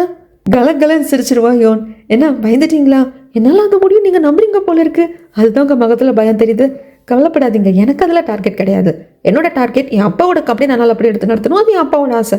அதுக்காக தான் இந்த ஒர்க்கெல்லாம் பண்ணிட்டு இருக்கேன் அப்படிம்பாங்க. ஆனால் ஜாங்குக்கு பயமும் போகலை. இங்கே அந்த ரூனாக்கு கால் பண்ணி ஸ்ரீஜா எல்லாத்தையும் சொல்கிறா. என்னடி சொல்கிற? இப்படியெல்லாம் ஆயிப்போச்சா? ஆமாம், அது ஒன்றும் பெரிய விஷயம் கிடையாதுமா. கண்டிப்பாக அந்த சிக்கன் ரெஸ்டாரண்ட்டோட பார்க் மாமாவால் சைனெல்லாம் பண்ண முடியாது. ஏன்னா யோனோட அம்மா நடத்திட்டு இருக்க சிக்கன் ரெஸ்டாரண்ட் அது. கண்டிப்பாக அவங்க சைன் பண்ண மாட்டாங்க. அப்படி அவங்க சைன் பண்ணல அப்படின்னா பார்க் மாமா ஏபி ஃபுட்ஸ் அப்படிங்கிற அந்த கம்பெனியை கிவ் அப் பண்ணிட்டேன்னு சொல்லிட்டாங்க. நம்ம வெற்றி லைட்டாக தற்காலிகமாக தடைப்பட்டிருக்குமா, கவலைப்படாத அப்படின்னு சொன்னதும் இது உடனே இந்த பார்க்கோட அம்மா கிட்ட சொல்லி வயிற்றுச்சல கொட்டிக்கணும்னு ரூனா வருவா. ஆனால் பார்க்கோட அம்மா ரொம்ப அசால்ட்டா, எனக்கு தெரியுமே அப்படிங்கிறாங்க. உனக்கு தெரியுமா? ஆமாம், என் பையன் இந்த அளவுக்கு போல்டான முடிவெடுத்திருக்கான். டூ ஆர் டை அப்படிங்கிற மாதிரி ஒரு முடிவெடுத்திருக்கான் அப்படிங்கிறப்ப எனக்கு சந்தோஷமா தான் இருக்கு அப்படிங்கிறாங்க. ரொம்ப சந்தோஷப்பட்டுக்காத, உன் பையனுக்கு எதிராக பல பேர் இருக்கும், அதனால அவனால எல்லாம் ஒன்றும் பண்ண முடியாது அப்படின்ட்டு போறப்ப டக்குன்னு இவங்க அந்த ஸ்கூல் பழைய ஆல்பத்தை எடுத்துட்டு இதில் இருக்கிற மினி உனக்கு தெரியுமா, மினி இறந்து போயிட்டான், அவளுக்கு ஒரு பொண்ணு இருக்காம உனக்கு தெரியுமா அப்படிங்கிறப்ப நான் இதுக்கடி தெரிஞ்சு வச்சுக்கணும் அப்படின்னு சொல்லிட்டு ரூனா பயங்கர கடுப்பில் கேட்குறப்போ, நான் போய் மினியோட பொண்ணு எங்கே இருக்கா எது இருக்கான்னு தேடி கண்டுபிடிக்கணும். எனக்கு வயசாயிடுச்சு இல்லையா, தனியாக இருக்கிற மாதிரி இருக்கு. மினி பொண்ணை என் கூட கூட்டி கொண்டு வந்து வச்சுக்கலான்னு பார்க்குறேன் அப்படிங்கிறப்போ, ஆமாம் உனக்கு வயசாயிடுச்சு, அது இல்லாமல் வயசான சிங்கிள் உமனுக்கு எதுக்கு இவ்வளோ பெரிய ரூம்பு, நீ என்ன பண்ண வேற ரூமுக்கு மாறிடு, இந்த ரூமுக்கு நானும் என் ஹஸ்பண்டும் ஷிஃப்ட் ஆகலான் இருக்கோம் அப்படின்ட்டு அவன் அசால்ட்டாக போயிடுவா. தூகியோட அம்மா கால் பண்ணது இந்த தங்கச்சி ரிப்போர்ட் இருக்கு. எதுக்குன்னா உங்கள் சிஸ்டர் யோன் இறந்து போயிட்டாங்கன்னு சொன்னீங்க இல்லையா, அவங்க அஸ்தி எங்கே வச்சிருக்கு நான் போய் பார்க்கணும்னு கேட்டிருப்பாங்க. இங்கே தான் வராங்க. உங்களுக்கு லைட்டாக டவுட் வருது, ஒரு வேளை இங்கே இருக்கிற அஸ்தி என்னோட தூகி என் பொண்ணு தூகியோட அஸ்தியாக இருக்குமோங்கிற டவுட் வருது. ஆக்சுவலாக இங்கே தங்கச்சி ரிப்போர்ட் இருக்கும். இதுக்காக திடீர்னு அவங்க கால் பண்ணாங்க. தூகியோட அம்மா எதுக்காக யோனோட அஸ்தியை பார்க்கணும்னு சொன்னாங்க. இந்த காங்தே தூகி யோன் மாதிரி இருக்கா, ரெண்டு பேரும் ஒட்டுக்கா இருந்தாலும் எனக்கு யோனை பார்க்குற மாதிரி தான் இருக்குன்னு ஏன் சொல்கிறான். நம்மளுக்கும் அப்படி தான் தோணுது. ஏன் ஒன்றும் புரியாமல் இருக்கிறப்ப இந்த பக்கம் 4 பேரும் ஒன்றா ரெஸ்டாரண்ட் போய் சாப்பிடலாம் தான் முடிவு பண்ணியிருப்பாங்க. ஆனால் இவங்க 3 பேர் வந்துட்டாங்க. இன்னும் ஸ்ரீஜா வரல. ஸ்ரீஜா தான் கால் பண்ணியிருப்பா. அங்கிள் பார்க் எந்த ரெஸ்டாரண்ட் அப்படின்னு சொல்லிட்டு கேட்குறப்போ பார்க் அப்படியே ஃபோன் பேசிட்டு வெளியே வருவாங்க. நான் போய் ஸ்ரீஜாவை கூப்பிட்டு வரேன்னு சொல்லிட்டு அப்போ நம்ம யோன் கேட்பாங்க, என்ன மிஸ்டர் காங்தே என்னை பார்த்தா நீங்கள் ரொம்ப அன்கம்ஃபர்டபுளாக ஃபீல் பண்ணுறீங்க. ஆமாம், நான் அப்படி ஃபீல் பண்ணுறேன். அது மட்டும் இல்லாமல் உங்கள் கண்களில் பார்க்குறப்ப காங்தே என் மேலே உங்களுக்கு ஏதோ ஃபீலிங்ஸ் இருக்கிற மாதிரி இருக்குது அப்படின்ட்டு பயங்கரமாக பேசுவா யோன். ஆமாம் இருக்குது, அதுக்கு காரணம் எனக்கு தெரிஞ்ச ஒரு பொண்ணு மாதிரி நீங்கள் இருக்கீங்க அப்படிங்கிறப்போ அது யார், யோன் தானே அப்படின்ட்டு யோனே கேட்குறா. இவர் அதிர்ச்சியாக பார்க்குறப்போ ஆக்சுவலாக யோனோட ஃபேமிலி சேர்ந்தவங்க கூட நான் பார்க்குறதுக்கு யோன் மாதிரி இருக்கேன் அப்படின்னு சொல்லிட்டு என்னை பார்க்க வந்தாங்க. பட் நான் யோன் கிடையாது, தூகி. நீங்கள் அப்படி சொல்லலாம் மிஸ் தூகி, ஆனால் என்னால் அதை நம்ப முடியல. எனக்கு சாலிடான எவிடன்ஸ் கிடைக்கணும். யோன் இறந்து போயிட்டா நீங்கள் தூகி அப்படிங்கிறது அப்படி எவிடன்ஸ் கிடைச்சா நான் நம்புவேன் அப்படின்னு சொல்லி பேசிக்கிட்டே இருக்கிற சமயத்தில் பார்க் ஸ்ரீஜாவை கூப்பிட்டு வருவாங்க. இவங்க 2 பேர் உட்காந்துட்டு இருக்கிறத பார்க்குறப்போ ஸ்ரீஜாவுக்கு பிடிக்கல. அதுக்கப்புறம் சாப்பிட ஆரம்பிக்கிறாங்க. கிராப் சாப்பிட்றியா அப்படின்னு சொல்லிட்டு நம்ம பார்க் கேட்குறப்போ நம்ம யோன் இல்லை எனக்கு இந்த கிராப் இந்த மாதிரி ஃபுட்டெல்லாம் அலர்ஜி அப்படிம்பாங்க. இது ஸ்ரீஜாவுக்கு இன்னும் கன்ஃபார்ம் ஆகுது. ஆமாம் இல்லை, கிராப் இந்த மாதிரி ஃபுட்டெல்லாம் யோனுக்கும் அலர்ஜி தானே. 12 வயசாக இருந்தப்போ வீட்டுக்கு வந்தப்போ இந்த மாதிரி நடந்திருக்கே அப்படின்னு யோசிக்க அது நம்ம காங்தேக்கு நல்லாவே தெரியும். ஏன்னா யோனுக்கு கிராப்னா அலர்ஜி அப்படிங்கிறது. அந்த சமயத்தில் தான் ஃபோன் கால் பேசுறதுக்காக நம்ம யோன் இந்த பக்கம் வருவாங்க. ஹாஸ்பிட்டலில் தான் கால் வந்திருக்கும். உங்கள் அம்மா, அதாவது தூகியோட அம்மா எங்களை எங்கேன்னு பார்க்க வந்திருந்தாங்க. என்னம்மா உங்ககிட்ட உண்மையை சொல்லிடுறதா நல்லதுன்னு தோணுது அப்படிங்கிறப்போ ப்ளீஸ் இப்போ சொல்லாதீங்க, நானே சொல்லிக்கிறேன், இப்போதைக்கு அவங்ககிட்ட எதுவும் சொல்லாதீங்க அப்படின்னு சொல்லுவாங்க. அப்போ கரெக்டாக ஸ்ரீஜா ரெஸ்ட் ரூமுக்கு வருவா. என்ன தூகி நிறைய ரகசியங்கள் இருக்கு போல இருக்கு உங்ககிட்ட அப்படிங்கிறப்போ ஆமாம் ஸ்ரீஜா, எல்லாருக்கிட்டையும் நிறைய ரகசியங்கள் இருக்குது. ஆமாம், எல்லாருக்கிட்டையும் ரகசியங்கள் இருக்குது. ஆனால் உன்னோட ரகசியம் தெரிஞ்சுக்கிறதுக்கு எனக்கு ஆசையாக இருக்குன்னு ஸ்ரீஜா சொல்கிறப்போ அப்படியா, சரி நீ இவ்வளோ ஆசைப்படுறப்ப நான் ஒன்று மட்டும் உங்ககிட்ட ஷேர் பண்ணிக்கிட்டுமா. இந்தா, இது காங்தே ரொம்ப குடிபோதையில் இருந்தப்போ ட்ராப் பண்ணுறதுக்காக வந்தேன் இல்லையா, அப்போது இது என்னோட காரில் விழுந்துருச்சு. நான் காங்தே கிட்ட கொடுக்கலான் இருந்தேன். ஆனால் என் ரகசியங்களை தெரிஞ்சுக்க நீ தானே ஆசையாக இருக்க, நீ ஏன் கொடுத்துடு அப்படின்ட்டு வருவாங்க பாருங்க. அந்த கவருக்குள்ளே இருக்கிறது யோனோட ஃபோட்டோ. அதை பார்த்ததும் ஸ்ரீஜாக்கு கோவத்தில் வீட்டுக்கு கோட் பாக்கெட் எல்லாம் தேடுறா. பர்ஸ்குள்ளே குழந்தையோட ஃபோட்டோவை இன்னும் காங்தே வச்சிருக்கான். என்னது ஏதுன்னு கேட்கறதுக்கு அந்த குழந்தை இறந்து போச்சு, என்னால் இது மட்டும் தான் அந்த குழந்தைக்கு பண்ண முடிஞ்சது அப்படிங்கிறாங்க. சரி, குழந்தையோட ஃபோட்டோ வச்சுக்கிட்டேன், எதுக்கடா இவ ஃபோட்டோ வச்சுக்கிட்ட அப்படின்னு சொல்லிட்டு கேட்குறாங்க. அதுக்கு காங்தே கிட்ட பதில் இல்லை. இன்னும் நீ அவளை மறக்கல இல்லை, இந்த ஃபோட்டோவை நீ பர்ஸில் வச்சிருக்க, அது விழுந்தது கூட உனக்கு தெரியல, அதுவும் அந்த தூகியோட காரில் விழுந்திருக்கு. என்ன நினைக்கிறேன், ஓ தூகி பார்க்கறதுக்கு யோன் மாதிரி இருக்கா அப்படிங்கிறதுனால எப்படி யோனை விட்டுட்டு என் கூட வந்தியோ இப்போ என்னை விட்டுட்டு தூக்கி கிட்ட போக பார்க்குறேன் அப்படிங்கிறாங்க. லூஸ் மாதிரி பேசுறது அப்படிங்கிறப்ப அப்போ இந்த ஃபோட்டோவை கிளிக்கிறேன் அப்படின்னு போகிறப்போ கோவம் வந்துடுது காங்தேக்கு. இந்த ஸ்ரீஜாவை தள்ளி விட்டுட்டு வெளியே வந்துடுவாரு. ஸ்ரீஜா யோன் எப்படி குழந்தைய வச்சுட்டு இந்த காங்தே தன்னை விட்டு போகிறான் அப்படிங்கிறப்போ வேதனைப்பட்டாலும் அந்த வேதனை இப்போ தான் பட ஆரம்பிக்கிறான். இந்த பக்கம் நம்ம யோனை தான் காட்டுறாங்க. ஆக்சுவலாக காரில் பர்ஸையும் மிஸ் பண்ணல, ஃபோட்டோவையும் வந்துட்டு நம்மளோட காங்கத்தையும் மிஸ் பண்ணியிருக்க மாட்டாங்க. குடிபோதையில இவர் காரில் 2 பேர் ஏற்றிட்டு போகிறப்போ பர்ஸே கீழே விழுந்திருக்கும். அந்த பர்ஸில் எடுத்து பார்த்தப்போ ஒரு ஃபோட்டோ வெளியே நீட்டிட்டு இருக்கும், குழந்தையோட ஃபோட்டோ. அந்த குழந்தையோட ஃபோட்டோக்கு பின்னாடி யோனோட ஃபோட்டோ இருந்திருக்கும். இவங்க தான் வேணுக்கும்னு குழந்தையோட ஃபோட்டோவை மட்டும் வச்சுட்டு இவங்களோட ஃபோட்டோவை எடுத்து வச்சு இப்படி வந்து ஸ்ரீஜா முன்னாடி ஒரு ஆக்டிங்கை போட்டிருக்காங்க. காங்தேவை இழந்துருவோமோ அப்படின்னு சொல்லிட்டு அவள் பரிதவிக்கணும். ஒரு காலத்தில் காங்தேவை நம்ம இழந்துருவோமோன்னு பரிதவிச்சோம் இல்லையா, அந்த பரிதவிப்பு இவளுக்கு வரணுங்கிறதுக்காக இத்தனையும் பண்ணுறாங்க. இங்கே தங்கச்சி ரிப்போர்ட் இருக்கு, மனசு வந்து அடிச்சுக்குது. உடனே வந்துட்டு அவங்களுக்கு தான் கால் பண்ணுறாங்க. தூகி மேடம், நான் உங்களை பார்த்து பேசணும். இதை பாருங்க, நான் ஏற்கனவே சொல்லிட்டேன். யோனு நினச்ச என்கிட்ட பேசாதீங்க, நான் காலை கட் பண்ணுறேன். இல்லை ஃபோனில் பேச முடியாது, கொஞ்சம் வெளியே வாங்கல அப்படிங்கிறாங்க. அதான் முடியாதுன்னு சொல்லிட்டு இருக்கல, ஃபோன்லேயே உங்கள் பேசுறதை கேட்க முடியாது அப்படிங்கிற, வெளியே வா அப்படின்னு சொல்கிறீங்க. இல்லை, இன்னைக்கு உங்கள் அம்மா எனக்கு கால் பண்ணியிருந்தாங்க, யோனோட அஸ்தியை பார்க்க போகணும்னு கேட்டாங்க. அவங்க ஏன் இப்படி கேட்டாங்கன்னு எனக்கு தெரியல. மேபி அவங்களுக்கே கூட நீங்கள் தூக்கியா யோனா அப்படிங்கிற டவுட் வந்துருச்சு போல இருக்கு. எனக்கு என்னமோ வந்து நீங்கள் யோனா இருப்பீங்கன்னு தான் தோணுது. எனக்கு புரியுது, நீ யோனா இருந்த அப்படின்னா கண்டிப்பாக ஒரு சிலரை பழி வாங்குறதுக்காக நீ உன் அடையாளத்தை வெளிப்படுத்திக்க மாட்டேன். ஆனால் நான் யார்கிட்டையும் சொல்ல மாட்டேன். நீ யோனா இருந்தால் எனக்கு சந்தோஷம் தான், ரொம்ப தேங்க்ஸ், நீ உயிரோடு இருக்கிறதுக்கு தேங்க்ஸ் யோன் அப்படிங்கிறப்ப டக்குன்னு யோன் கால் கட் பண்ணிடுவாங்க. தூகியோட வீட்டுக்கு பார்க்கோட அம்மா வருவாங்க. நாமளும் ஒரு வாட்டி போய் பார்த்து பேசிட்டு வரணும் அப்படிங்கிறதுக்காக. தூகியோட அம்மா நல்லபடியாக தான் ரிசீவ் பண்ணுவாங்க, நல்லா தான் பேசுவாங்க. ரெஸ்ட் ரூம் எங்கே இருக்குது அப்படின்னு சொல்லிட்டு தேடுறப்போ இவங்க மிஸ்டர் பீக்கோட ஆஃபீஸ் ரூமுக்குள்ள வந்துடுவாங்க. அங்கே ஒரு புக் இருக்கும். அதை பார்த்ததும் இது நாம லவ் பண்ணிட்டு இருந்தப்போ பீக்குக்கு கொடுத்ததாச்சு அப்படின்னு எடுத்து பார்க்குறப்போ அதே தான். இவங்க எழுதி கொடுத்த நோட்டும் இருக்குது, இவங்க ஃபோட்டோவும் இருக்குது. இன்னுமா இந்த பீக் வச்சிருக்காரு அப்படிங்கிற சமயத்தில் டக்குன்னு பீக் அந்த ரூம்குள்ள வருவாரா, இவங்க அந்த ஃபோட்டோவை கீழே போட்டுருவாங்க. அவர் ஒன்றும் வந்து பதட்டப்பட மாட்டார். அந்த ஃபோட்டோவை எடுத்து அந்த புக்கில் வச்சு அதை ட்ராக்குள்ளே வைப்பாங்க. இல்லை, எனக்கு ரெஸ்ட் ரூம் எங்கேன்னு தெரியல, நானே தேடலான்னு வந்தப்போ அந்த ரூம்குள்ளே வந்துட்டேன் அப்படிங்கிறாங்க. அதெல்லாம் ஒன்றும் இல்லை, பரவாயில்ல, ஒரு பிரச்சனையும் இல்லை அப்படிங்கிறப்போ மிஸ்டர் பீக், இன்னுமா அந்த ஃபோட்டோ புக்கெல்லாம் வச்சுருக்கீங்க, எனக்கு எதையும் அவ்வளோ சீக்கிரம் தூக்கி போட பிடிக்காது, அதனால தான் கூடயே வச்சிருக்கேன் அப்படிங்கிறப்போ டக்குன்னு இவங்க இந்த ரூமுக்குள்ளே வந்துடுவாங்க. தூக்கியோட அம்மா இவங்க 2 பேரும் இங்கே இருக்காங்கன்னு பார்க்குறப்போ கொஞ்சம் அன்கம்ஃபர்டபுளாக தான் இருக்குது. பார்க்கோட அம்மாவும் சொல்லுவாங்க, இல்லைங்க ரெஸ்ட் ரூமை தேடி வந்தா அப்படிங்கிறப்போ அந்த நிலைமை புரிஞ்சுக்கிட்டு சரி சரி சாப்பாடு அடி எடுத்து சாப்பிட வாங்கன்னு தூக்கியோட அம்மா கூப்பிட்டு வந்துடுவாங்க. அந்த சமயத்தில் இவங்க கல்யாணத்தை பற்றி பேசுகிறாங்க பார்க்கோட அம்மா. ஆனால் தூகியோட அம்மா இருந்துட்டு, தூகி இன்னும் முழுசாக குணமாகலை, இன்னொருக்கு வந்து பழசெல்லாம் ஞாபகம் வரல, அதனால் கொஞ்சம் கல்யாணத்தை ஊற்றி போடலாம் அப்படின்ட்டுருவாங்க. இங்கே வாங்கால அக்கா கறியை பார்க்காம இருக்கவே முடியல. அதனால கடைசியில் இதை பாரு, நீ ஏதோ தப்பு பண்ணிட்டேன், நான் மன்னிச்சிட்டேன், என்னால் உன்னை பார்க்காம பேசாமல் இருக்க முடியாது, அதனால நான் பேச்சப் ஆகிக்கலாம் அப்படின்னு சொல்லிட்டு ஒன்று சேர்ந்துக்கிறாங்க. ஆனால் அக்கா கறியோட சீக்ரெட் தெரிஞ்சிருச்சு. ஆனால் வேங்கும் பெரிய இடத்து பையன் தானே அக்கா கறி நடிச்சிட்டு இருக்காங்க, அந்த சீக்ரெட் இன்னும் வெளியே வரல. இங்கே நம்ம பார்க்க அகேன் அந்த சிக்கன் ரெஸ்டாரண்ட்டுக்கு வராங்க, சமைக்க ஆரம்பிக்கிறாங்க. கேமராமேன் சொல்லுவாங்க, அம்மாவுக்கு தெரிஞ்சா கத்துவாங்க அப்படிங்கிறப்போ பரவாயில்ல, என்ன திட்டினாலும் நான் வாங்கிக்கிறேன். ஆனால் இந்த வாட்டி யோனோட அம்மா கத்துறதில்ல, அதுக்கு பதிலாக பார்க்க உட்கார வச்சு பேசுகிறாங்க. இதை பாருப்பா தம்பி, அந்த கம்பெனியோட நிழல்ல கூட நான் நிற்க மாட்டேன்.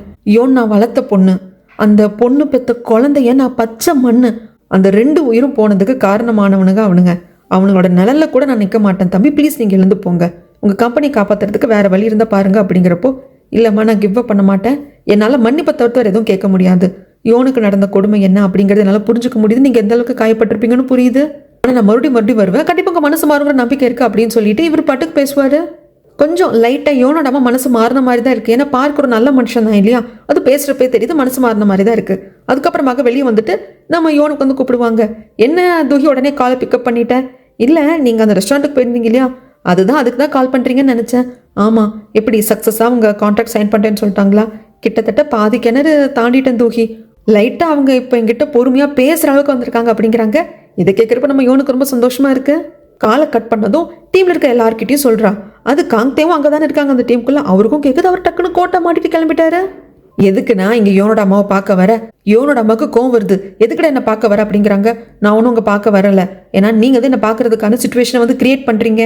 நான் கிரியேட் பண்ணடா, எதுக்குடா, எப்படா நான் கிரியேட் பண்ணேன், ஏன்னா ஏபி ஃபுட்ஸ் அப்படிங்கிற கம்பெனியில் நானும் ஒர்க் பண்ணிட்டு இருக்கேன், அவங்க கூட நீங்கள் வந்து சைன் பண்ணுறீங்க, கான்ட்ராக்ட் எல்லாம் வச்சுக்கிறீங்க அப்படிங்கிறப்போ நீங்கள் என்னை பார்த்து தானே தீரணும், அப்போ நீங்கள் தானே வேணுக்குன்னு என்ன பார்க்க வரீங்க அப்படிங்கிறப்போ என்னது நீங்கள் இந்த கம்பெனியில் இருக்கியா, போடா நாயே அப்படின்னு சொல்லிட்டு இவனை அடிச்சு துரத்திட்டுறாங்க. காங்தே வந்ததே அதுக்கு தான் இந்த அக்ரிமெண்ட் வந்து நடக்கக்கூடாது.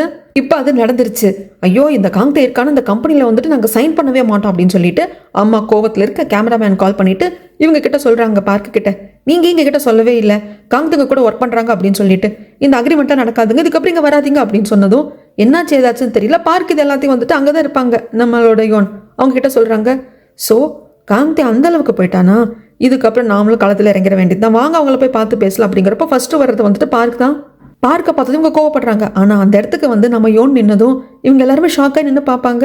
அப்போ பார்க் சொல்லுவாங்க, இவங்க வந்து எங்கள் கம்பெனியோட எக்ஸிக்யூட்டிவ் டைரக்டர் அப்படின்னு சொல்கிறாங்க. இதை பாருங்க, நிறையா மனக்கசப்புகள் உங்களுக்கோ காங்தேக்கோ இருந்திருக்கலாம். அது எனக்கு வந்து புரிஞ்சுக்க முடியுது. அது எல்லாத்தையும் மறந்துடுங்க. நான் இப்போ இந்த கம்பெனியில் ஒர்க் பண்ணிட்டு இருக்கேன். இந்த அக்ரிமெண்ட்டில் நீங்கள் சைன் பண்ணும் அப்படிங்கிறப்போ யோனோட அம்மா நோனா சொல்லுவாங்க. நீ ஒர்க் பண்ணுற இல்லைம்மா, அங்கே காங்தே இருக்கிறது உனக்கு ஓகே இல்லைம்மா, அப்போ நான் வந்து கான்ட்ராக்ட் சைன் பண்ணுறேன் அப்படின்னு சொல்லிடுவாங்க. ரொம்ப ஈஸியாக முடிஞ்சிடும். பார்க்குக்கே ஷாக்காக இருக்கு. ரெஸ்டாரண்ட்டுக்கு சாப்பிட வந்திருப்பாங்க. அந்த சமயத்தில் வந்துட்டு சொல்லுவாங்க, அது எப்படி அந்த அம்மா டக்குனு ஒன்று பார்த்ததும் ரொம்ப மெல்ட் ஆகிட்டாங்க. என்னெல்லாம் பார்த்து கடுகடுன்னு இருந்தாங்க. என் மேலே தண்ணியெல்லாம் ஊற்றுனாங்க. உன்னை பார்த்துட்டு ரொம்ப சாஃப்ட் ஆகிட்டாங்களே, என்ன ஏதுன்னு கேட்குறதுக்கு. ஏன்னா அவங்க பொண்ணு யோன் இறந்து போனாங்க இல்லையா, அவங்களும் நானும் பார்க்குறதுக்கு ஒரே மாதிரி இருக்கும். ஸோ அவங்க இறந்து போன பொண்ணை பார்க்குற மாதிரி என்ன பார்க்குறாங்க. அதனால தான் ஈஸியாக எங்கிட்ட வந்துட்டு கான்ட்ராக்டுக்கு ஓகேன்னு சொல்லிட்டாங்க அப்படின்னு சொல்ல, அப்போ கால் வருது. யார்கிட்ட இருந்ததுன்னா பார்க்கோட அம்மா கிட்ட இருந்து தான். சரிம்மா வரேன்னு சொல்லிட்டு காலை கட் பண்ணிடுவாங்க. அதுக்கப்புறம் சாப்பிட்டுட்டு வீட்டுக்கு வராங்க. மேடிக்கிட்ட கேட்குறாங்க, என்ன ஆண்டி நல்லா இருக்காங்களா அப்படின்னு கேட்குறதுக்கு, நல்லா தான் இருக்காங்க. பொதுவாக இந்த மாதிரி யாரையும் பார்க்கணும் உடனே வா அப்படின்னாலும் சொல்ல மாட்டாங்க. என்ன தெரியல, கொஞ்ச நாள் கொஞ்சம் டிஸ்டர்பாக இருக்காங்க. உங்களை பார்த்தா கொஞ்சம் கம்ஃபர்டபுளாக ஃபீல் பண்ணுவாங்க. அதனால ஃபோன் பண்ணியிருப்பாங்க. ஆனால் அதுக்குள்ளே தூங்கிட்டாங்க. நீங்கள் உள்ளே போய் பாருங்க அப்படின்னு சொல்லிட்டு மேடு போயிடுவாங்க. உள்ளே வந்து பார்த்தா பார்க்கோடாமல் நல்லா தூங்கிட்டு இருக்காங்க. அவங்களுக்கு போர்வையெல்லாம் போற்றி விட்டுட்டு, சரி அந்த ஆல்பத்தை எடுத்து வைக்கலாம் அப்படிங்கிறப்போ ஒரு ஃபோட்டோ மட்டும் கீழே விழும். அதில் 3 பேர் இருப்பாங்க.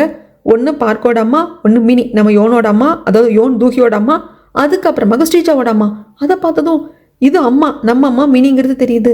ஆனால் இவங்க கூட இதுக்கு ஸ்ரீஜாவோட அம்மா ரூனா நிற்கிறாங்க அப்படின்னு தெரியும். பார்த்துக்கிட்டே இருக்கிறப்போ கரெக்டாக அந்த ரூமுக்குள்ளே வந்து ரூனா வருவா. வந்த ரூனா, ஏய் என்ன பண்ணுற ஏது பண்ணுற அப்படின்னு கேட்குறாங்க. கையில் இருக்கிற ஃபோட்டோ பார்த்ததும் எதுக்கு அடுத்தவங்க பொருள் எடுக்கிறேன்னு கேட்குறதுக்கு, இப்போ எதுக்கு தையத்தக்கான்னு குதிக்கிறீங்க. வர்றப்போ பார்க்கோடமா தூங்கிட்டு இருந்தாங்க. கையில் ஆல்பம் வச்சுருந்தாங்க. அதை எடுத்து வைக்கலாமே அப்படிங்கிறப்ப ஃபோட்டோ கீழே விழுந்து எடுத்து பார்த்துட்டு இருந்தேன், அவ்வளோதான் அப்படிங்கிறாங்க.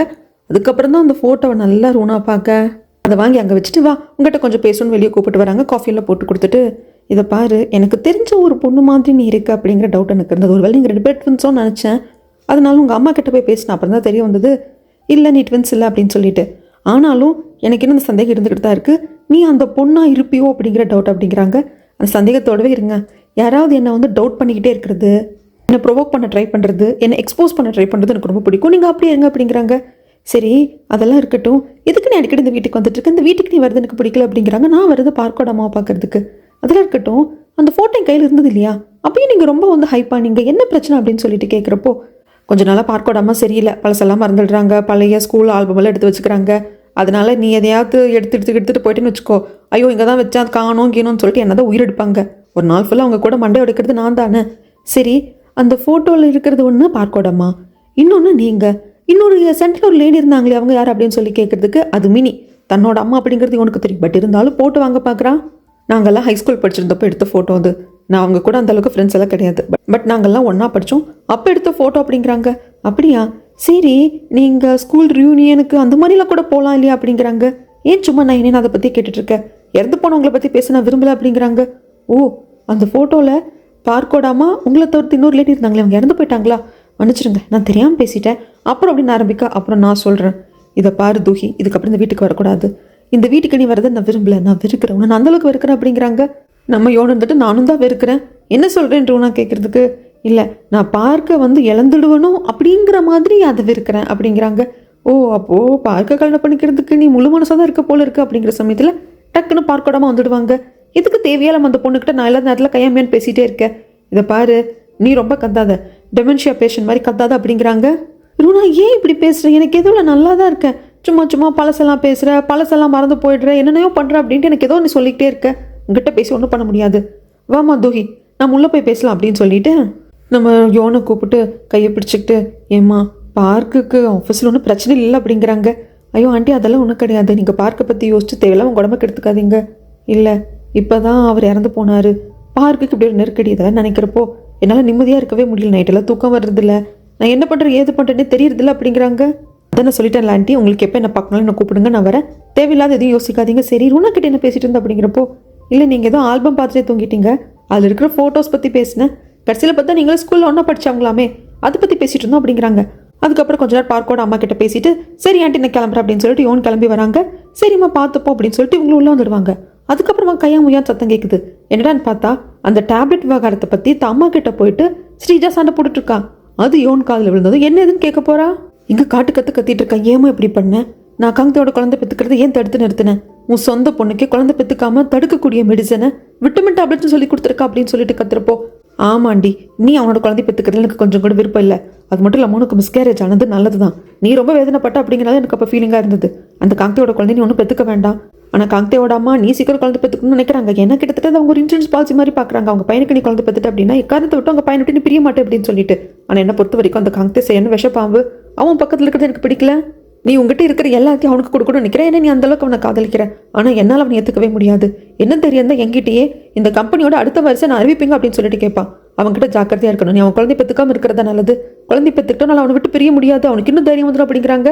அந்த மாதிரி அது கீழே கொட்டிட்டு இதுதாம்மா என்னோட ரியாக்ஷன் நீ இத்தனை நேரம் பேசுறதுக்கு அப்படின்னு சொல்லிட்டு இந்த ஸ்ரீஜா ஒரு ரூமுக்கு வந்து இன்னும் சில டேப்லெட்ஸ் எல்லாம் அம்மா கொடுத்துருப்பாங்க வச்சிருப்பா இல்லையா, அது எல்லாத்தையும் குப்பையில போட்டு கொண்டு வெளியே போட்டுருங்கன்னு மெய்டு கிட்ட சொல்லுவாங்க. மெய்டும் வந்து குப்பையை கட்டி வெளியே கொண்டு வச்சிருவாங்க. எல்லாத்தையுமே வந்துட்டு நம்ம யோன் கேட்கவும் செஞ்சுக்கிட்டாங்க. அந்த குப்பையில் இருக்க டேப்லெட்ஸை பார்க்கவும் செஞ்சுக்கிட்டாங்க. இந்த பக்கம் நாம அந்த சிக்கன் ரெஸ்டாரண்ட்டோட நம்ம சைன் பண்ண போறோம், நிறைய ஃப்ரான்ச்சைஸ் ஓப்பன் பண்ண போறோம் அப்படின்னு சொல்றாங்க. எல்லாரும் சந்தோஷமா இருக்காங்க. பார்க் இப்படி சொல்றப்போ என்ன பண்ண முடியும் நம்ம காங்தேவல் அவரும் கங்க்ராச்சுலேஷன்ஸ் அப்படின்னு சொல்றாங்க. ஆனால் பார்க் காங்தேவை கூப்பிட்டு பேசுகிறாங்க. இந்த டீலிங்கை எப்படியாவது நடக்க விடக்கூடாது, நீ ரொம்ப துடிச்ச போல இருக்கு அப்படிங்கிறதுக்கு காங்தேவும் ஆமாம் மறுக்கல, நான் ஒத்துக்கிறேன். இந்த டீலிங் வந்து சைன் ஆகுறது வந்து எனக்கு பிடிக்கல. அது மட்டும் இல்லாமல் அந்த சிக்கன் ரெஸ்டாரண்ட்டோட நீங்கள் சைன் பண்ணிட்டீங்க அப்படின்னா ஏபி ஃபுட்ஸ் வந்து காப்பாற்றப்பட்டுடுமா? இல்லை, அது மட்டும் இல்லாமல் தூகியோட அப்பா மிஸ்டர் வீக்கு இவங்களோட ட்ராப்பில் விழுந்துடாதீங்க அப்படிங்கிறாங்க. அது மட்டும்தான் காரணமா காங்தே அப்படிங்கிறப்போ சரி நான் உண்மையை ஒத்துக்கிறேன். அந்த ரெஸ்டாரண்ட்டை ரன் பண்ணிட்டு இருக்கிறவங்க என்னோட எக்ஸ் கேர்ள் ஃப்ரெண்டோட அம்மா, அதாவது வளர்ப்பாமா, அதனால தான் எனக்கு பிடிக்கல அப்படிங்கிறாங்க. ஓகே, நீ ஒத்துக்கிட்டதுக்கு நல்லது. இதுக்கப்புறமும் நான் என்னென்ன முயற்சி எடுக்கணும் அதை நீ தடுக்க முயற்சி பண்ணு, அப்போ தான் எனக்கு ஒரு உத்வேகம் வருது அப்படிங்கிறாங்க. ஆனால் ஒன்று வேற ஏதாவது குறுக்க வழியில் யோசிச்சு என்ன வீழ்த்த பார்த்தேன்னு வச்சுக்கோ, நான் உன்னை மன்னிக்க மாட்டேன், உன்னை அழிச்சிருவேன் அப்படிங்கிறாங்க. கவலைப்படாதீங்க பார்க்க, நான் அந்த அளவுக்கு கீழே போக மாட்டேன், நேர்மையாக தான் தடுக்க முயற்சி பண்ணுவேன் அப்படின்னு சொல்லிட்டு காங்தே வந்துடுவான். இங்கே பார்க்கோட அம்மாக்கு என்ன ஆச்சுன்னு தெரியல, பழைய ஞாபகங்கள் நிறைய பேசுகிறாங்க. ஆல்பத்தில் பார்த்துக்கிட்டே இருக்கிறப்போ சாப்பிட வரீங்களான்னு கூப்பிடுறதுக்கு ஜாங்க வர்றப்போ நான் அப்புறம் சாப்பிட வரேன், நீங்கள் சாப்பிடுங்க. அப்புறம் இந்த ஃபோட்டோ ஞாபகம் இருக்கா? மினியை பற்றி உங்களுக்கு தெரியும் இல்லையா? எங்கள் ஸ்கூல்லேயும் ரொம்ப அழகான பொண்ணு, எல்லாருமே அவளை பார்த்து ரொம்ப பொறாமப்படுவாங்க. என்னமோ தெரியல, அதிகமாக நிறைய பழைய விஷயங்களை பேசுகிறேன். மினி ஆக்சிடெண்ட்டில் இருந்துட்டான், அவளுக்கு ஒரு பொண்ணு இருக்காமே, நான் இவ்வளோ வருடங்களும் அதை தேடவே இல்லை. என்னமோ அந்த பொண்ணை பார்க்கணும் போல இருக்கு அப்படின்னு சொல்கிறப்போ ரூனா வந்துட்டு சாப்பாடு ஆறப்போகுது, நீங்கள் வந்து சாப்பிடுங்கன்னு சொல்லி அங்கேருந்து கூப்பிட்டு போயிடுவா. இந்த டீலை ஓகே பண்ணதுக்காக எல்லாரும் சேர்ந்து வெளியே வந்து ட்ரிங்க்ஸ் எல்லாம் சாப்பிட்டு என்ஜாய் பண்ணுறாங்க. இது வேற யாரோட ரெஸ்டாரண்ட்டும் கிடையாது, தூகியோட அம்மா ரெஸ்டாரண்ட் தான். அம்மாவும் அங்கே வராங்க, எல்லாரும் நல்லா என்ஜாய் பண்ணுங்க அப்படிங்கிறப்போ தூகி உங்கள் அம்மா ரொம்ப அழகாக இருக்காங்க அப்படின்னு சொல்லிட்டு எல்லாரும் காம்ப்ளிமெண்ட் கொடுக்குறாங்க. அப்போ தான் தூகியோட அம்மாவை வந்துட்டு காங்தே பார்ப்பாங்க. ஒருவேளை நிஜமாலுமே இங்கே உட்காந்துருக்கிறது யோன் இல்லையோ தூகி தானோ அப்படின்னு ஒரு செகண்ட் மட்டும் காங்தேக்கு சந்தேகம் வந்துடுது. அதுக்கப்புறமாங்க ஸ்ரீஜா கால் பண்ணுவா, காங்தே வந்து பேசுவான். என்ன எதுன்னு கேட்குறதுக்கு இந்த மாதிரி டீம் டின்னருக்காக வெளியே வந்திருக்கோம். எங்கே இருக்கேன்னு இப்போ உனக்கு என்னம்மா? என்ன அந்த தூகி கூட இருக்கே அப்படின்னு கேட்குறாங்க. தூகி மட்டும் இல்லை, மொத்த டீம் இங்கே தான் இருக்குது, நான் உடனே வரட்டுமா அப்படிங்கிறதுக்கு வேண்டாம், ஏன்னா இங்கே இருக்கிற இந்த ரெஸ்டாரண்ட்டு தூகியோட அம்மா ரெஸ்டாரண்ட் தான் உனக்கு அன்கம்ஃபர்டபுளாக இருக்கும் அப்படிங்கிறாங்க. சரி காங்தே, கொஞ்சம் கம்மியாக குடிச்சிட்டு வீட்டுக்கு வா அப்படின்ட்டு திரும்பினா அங்கே நம்ம யோன் வந்து நிற்பாங்க. யோன் வேணுக்குனே வந்துட்டு கொஞ்சம் க்ளோஸாக பேசுவாங்க, ஏதோ அன்பு இருக்கிற மாதிரியும். பழைய 20 வருஷத்துக்கு முன்னாடி காங்தேவை லவ் பண்ண யோன் எப்படி பேசுவாங்களோ அப்படி பேசுகிறாங்க. அவன் மேலே ரொம்ப அக்கறையில் இருக்கேன், உன் மனைவி கூட கொஞ்சம் டைம் ஸ்பெண்ட் பண்ணு, அட்லீஸ்ட் அவளை ஒரு ஹியூமன் பீயிங்காக நடத்து. நான் நேற்று வந்துட்டு பார்க்கோட வீட்டுக்கு போயிருந்தேன் அவங்க அம்மாவை பார்க்குறதுக்கு. அந்த சமயத்தில் சில விஷயங்களை என் காதால் கேட்டேன் அப்படிங்கிறப்போ இதை பாருங்க, என் பர்சனல் லைஃப் பற்றி பேசாதீங்க அப்படின்னு சொல்லி பேசிகிட்டு இருக்கிறப்போ அந்த பக்கம் பார்க் வந்து இதை பார்த்துருவாங்க. பார்க்குக்கு பிடிக்கல, அதெல்லாம் இப்போ தான் தெரிய வந்திருக்கு இல்லையா, இறந்து போன காங்தேவோட எக்ஸ் கேர்ள் ஃப்ரெண்டான யோனும் தூகியும் பார்க்குறதுக்கு ஒரே மாதிரி இருப்பாங்க அப்படின்னு சொல்லிட்டு. ஸோ அது இன்னுமே கொஞ்சம் பார்க்கு டிஸ்டர்ப் பண்ணுது. காங்தேவோட எக்ஸ் கேர்ள் ஃப்ரெண்டு இந்த தூகி மாதிரி தானே பார்க்குறதுக்கு இருப்பாங்க, இவங்க 2 பேரும் பேசிக்கிறாங்களே, ஏதோ தப்பாக இருக்கே அப்படின்னு மனசுக்குள்ளே தோணுது. இந்த பக்கமாக வாங்க வந்துட்டு அக்கா காரிக்கு கால் பண்ணுறாங்க, எனக்கு உடம்பு சரியில்லை. அப்படியா, எங்கே இருக்கீங்க? உங்கள் வீட்டில் இருக்கீங்க, நான் எப்படி வந்து பார்க்க முடியும்? வீட்டில் இல்லை, நான் ஒரு வாட்டி சொன்னேன் இல்லையா, எங்களோட பழைய ஹவுஸ் கீப்பிங் ஒருத்தவங்களோட வீட்டில் இருக்கேன் அப்படின்னு சொல்லிட்டு, அங்கே தான் இருக்குது அப்படின்னு பார்க்குறதுக்காக இவங்களும் வராங்க. மருந்து மாதிரிகள் கொடுத்துட்டு அங்கே இருக்காங்க. இங்கே காங்தேவோட அம்மாவை காட்டுறாங்க. அவங்க வச்சிருக்கிற ஷாப்புக்கு இந்த வாங்கோட அப்போ ஒரு டேரக்டரை கூப்பிட்டு வராங்க. இவர் ரொம்ப ஃபேமஸான டேரக்டர், இவரை எடுக்க போகிற அடுத்த ட்ராமாவுக்கு நான் தான் மெயின் லீடாக நடிக்க போகிறேன் அப்படிங்கிறாங்க. அப்படியா, இந்த ஆளுக்கு நீங்கள் நடிக்கிறதுக்கு வாய்ப்பு கொடுக்குறீங்க அப்படின்னு அப்படி என்ன கேரக்டர்னு எல்லாம் சொல்லி கேட்டுக்கிறாங்க. அது மட்டும் இல்லாமல் இன்னொரு ஃபீமேல் லீட் கேரக்டரும் இருக்குது, அதுக்கு நீங்கள் நல்லா இருப்பீங்க அப்படிங்கிறப்ப காங்தே அம்மா இருந்துட்டு இதை பாருங்கள், என் பையன் பெரிய இடத்துல வந்து நான் கட்டி கொடுத்துருக்கேன், கொஞ்சம் டீசெண்டான ரோலாக இருக்கணும், அப்போ தான் என்னோட சம்மந்தி சைடு யாரும் பிரச்சனை பண்ண மாட்டாங்க அப்படிங்கிறாங்க. கடைசியில் ஓகேவும் ஆயிடுது, ஸ்கிரிப்ட் புக்கும் கொடுத்துட்றாங்க. ரொம்ப சந்தோஷமாக வீட்டுக்கு வர்றப்ப தான் இவங்க 2 பேரும் பெட்டில் படுத்து தூங்கிட்டு இருக்கிறத பார்க்குறாங்க. எங்கே சீனை கட் பண்ணா பார்க் அந்த ரிப்போர்ட்டர் யோனை கூப்பிட்டு பேசுகிறாங்க. இந்த மாதிரி நான் கேள்விப்பட்டேன், பார்க்கோட எக்ஸ் கேர்ள் ஃப்ரெண்டு உங்களோட சிஸ்டர் தானே அப்படிங்கிறப்போ ஆமாம், பார்க்குறதுக்கு அப்படி தூக்கி மாதிரி இருப்பாங்களாமே அப்படிங்கிறாங்க. ஓ, இது இப்போ தான் உங்களுக்கு தெரிய வருதா அப்படிங்கிறாங்க. நான் உங்களோட இறந்து போன அந்த யோன் சிஸ்டரை பார்க்கலாமா அப்படிங்கிறப்போ ஃபோட்டோவை காட்டுறாங்க ரிப்போர்ட்டர் தங்கச்சி. அதை பார்த்தா பார்க்குக்கு ஷாக்காக இருக்குது. அப்போ நம்ம ஏர்போர்ட்டில் பார்த்தது இந்த பொண்ணு தான், நம்ம சூட் கேஸில் ட்ரெஸ் பட்டு கிழிஞ்சது, நாம கோட் கொடுத்தது இந்த பொண்ணுக்கு தான் அப்படிங்கிறது உங்களுக்கு இப்போ தான் புரிய வருது. அப்போ உங்களோட சிஸ்டர் யோன் ட்வின்ஸ் அப்படின்னு கேட்கறதுக்கு எல்லாருக்கும் அந்த டவுட் வருதுங்க. ட்வின்ஸ் எல்லாம் கிடையாது. ஆனால் யோன் வந்து என்னோட ஓன் சிஸ்டர் கிடையாது. 12 வயசாக இருந்தப்போ ஆர்ஃபனேஜில் இருந்து தத்தெடுத்துட்டு எங்கள் அம்மா கூப்பிட்டு வந்தாங்க அப்படிங்கிறாங்க. இங்கே யோன் வந்து வீட்டுக்கு வந்துடுறா. துக்கியோட ஃபோட்டோ பார்த்துட்டு, துக்கி எனக்கு இன்னும் கொஞ்சம் தைரியம் கொடு, சீக்கிரமாக எல்லாத்தையும் பண்ணி கொடுக்கறதுக்கான தெம்ப கொடுன்னு மனசுக்குள்ளே கேட்டுக்கிறா. ஏன் தெரியுமாங்க கேட்குறா. அப்படி ஒரு வேலையை பார்த்து விட்டு யோன் வந்திருக்கா. அது என்ன வேலைங்கிறதோ இப்போ தெரிஞ்சிடும். இப்போ ஃபோன் பண்ணிக்கிட்டே இருக்கா ஸ்ரீஜா. என்ன ஆச்சு? அதான் அந்த டின்னர் மீட்டப்லாம் முடிஞ்சிருச்சே, நீ வரலன்னு கால் பண்ணிகிட்டே இருக்கிறப்போ காங்தே அட்டன் பண்ணுறதுல கடைசியில் காங்தே வந்துடுறாங்க. காங்தே இப்போ தான் டின்னர் எல்லாம் முடிஞ்சுது அப்படின்னு கேட்குறது. காமா அப்படிங்கிறாங்க. போய் சொல்லாத, நான் வந்து டைமை செக் பண்ணேன், உங்கள் டீம் டின்னர் எப்போ முடிஞ்சிருச்சு, நீ லேட்டாக வந்திருக்கேன்னு என்ன அர்த்தம்? அந்த தூக்கி கூட போய் வெளியே சுற்றிட்டு வரியா அப்படிங்கிறாங்க. செம கோவம் வருது. ஏன் நான் தூக்கி கூட வெளியே சுற்றினா என்ன? அவள் பார்க்குறதுக்கு யோன் மாதிரி இருக்கா, நான் ஏன் அவள் கூட இருக்கக்கூடாது அப்படிங்கிறப்போ ஸ்ரீஜாக்கு ஷாக் ஆகிடும். புரியுதுடா புரியுது, என் அம்மா சொன்னது கரெக்டு தான். ஒருத்தியை விட்டுட்டு அவளுக்கு துரோகம் பண்ணிட்டு உன் கூட வந்தவன் நாளைக்கு உனக்கும் துரோகம் பண்ணுவான் அப்படின்னு எங்கள் அம்மா சொன்னது கரெக்டு தான். எனக்கு தான் புத்தி இல்லாமல் போச்சு அப்படிங்கிறாங்க. அப்படியாம்மா, அந்த புத்தி இந்த மருந்து மாத்திரை சாப்பிட்றப்போ இல்லையா அப்படின்னு சொல்லிட்டு இந்த மாத்திரையை காட்டி கேட்குறாங்க. ஸோ நம்ம யோன் தான் போட்டு கொடுத்துருக்கா. அந்த மெய்டு அந்த மாத்திரை எல்லாத்தையும் குப்பையில் கட்டி வச்சப்போ கூட அந்த மருந்து பாட்டில் எடுத்துகிட்டு இருந்திருக்கா. என்னென்னலாம் யோன் கேட்டாலும் அது எல்லாத்தையும் சொல்லியிருந்திருக்கா. இந்த மருந்து டப்பாவை பார்த்ததும் ஸ்ரீஜா ஷாக் ஆகிட்டா. உங்கள் அம்மா என்னென்ன சொன்னாங்க? என் குழந்தைய நீ பெற்றுக்க கூடாதுன்னு சொன்னாங்களா? என்ன அந்தளவுக்கு கேவலமாக பார்க்குறாங்கல்ல, நீ என் குழந்தைக்கு தாயாயிடக்கூடாது அப்படின்னு நினைக்கிறாங்கன்னா அப்புறம் எதுக்கு வந்து எனக்கு உன்னை கட்டி வச்சாங்க, உன்னோட அந்த காதல் ஒத்துக்கிட்டாங்க, இதுக்கடி நம்ம கல்யாணம் நடந்தது அப்படிங்கிறப்போ ஆமாம் இதெல்லாம் உனக்கு எப்படி தெரியும்? உனக்கு யார் சொன்னா? கண்டிப்பாக தூக்கி தான் சொல்லியிருப்பா. அவள் தான் இந்த வீட்டுக்கு அடிக்கடி வர போக இருக்கா. அவள் தானே சொன்னா, அந்த அளவுக்கு க்ளோஸா உன் மனசை கலைச்சிருக்காளா அப்படிங்கிறப்போ ஸோ உண்மைதான். அப்போது நிஜமாலுமே பர்த் கண்ட்ரோல் பில்ஸை வந்து நீ எடுத்திருந்திருக்க, உண்மைதான் அப்படிங்கிறப்போ ஸ்ரீஜாக்கு இல்லை நீ நினைக்கிற மாதிரி இல்லை காங்தே, அம்மா ஹெல்த்தை பற்றி யோசிச்சாங்க. ஆல்ரெடி எனக்கு வந்து மிஸ்கேரேஜ் ஆயிருக்கு இல்லையா, ஸோ நான் எகன் டக்குன்னு கன்சீவ் ஆகிட்டேன் அப்படின்னா என் ஹெல்த் என்ன ஆகுது ஏதாகுதுன்னு அதுக்காக யோசிச்சாங்க அப்படிங்கிறப்போ காங்தே என்னை பார்த்தா முட்டாள் மாதிரி இருக்கான்னு கேட்குறாங்க. சத்தியமா இந்த டேப்லெட்ஸ் நான் எடுத்துக்கிறப்போ விட்டமின் டேப்லெட்ஸ் தான் நினச்சேன், இது பர்த் கண்ட்ரோல் பில்லுங்கிறது எனக்கு தெரியவே தெரியாது அப்படிங்கிறாங்க. ஆனால் காங்தே அங்கேருந்து வெளியே வந்துடுறாங்க.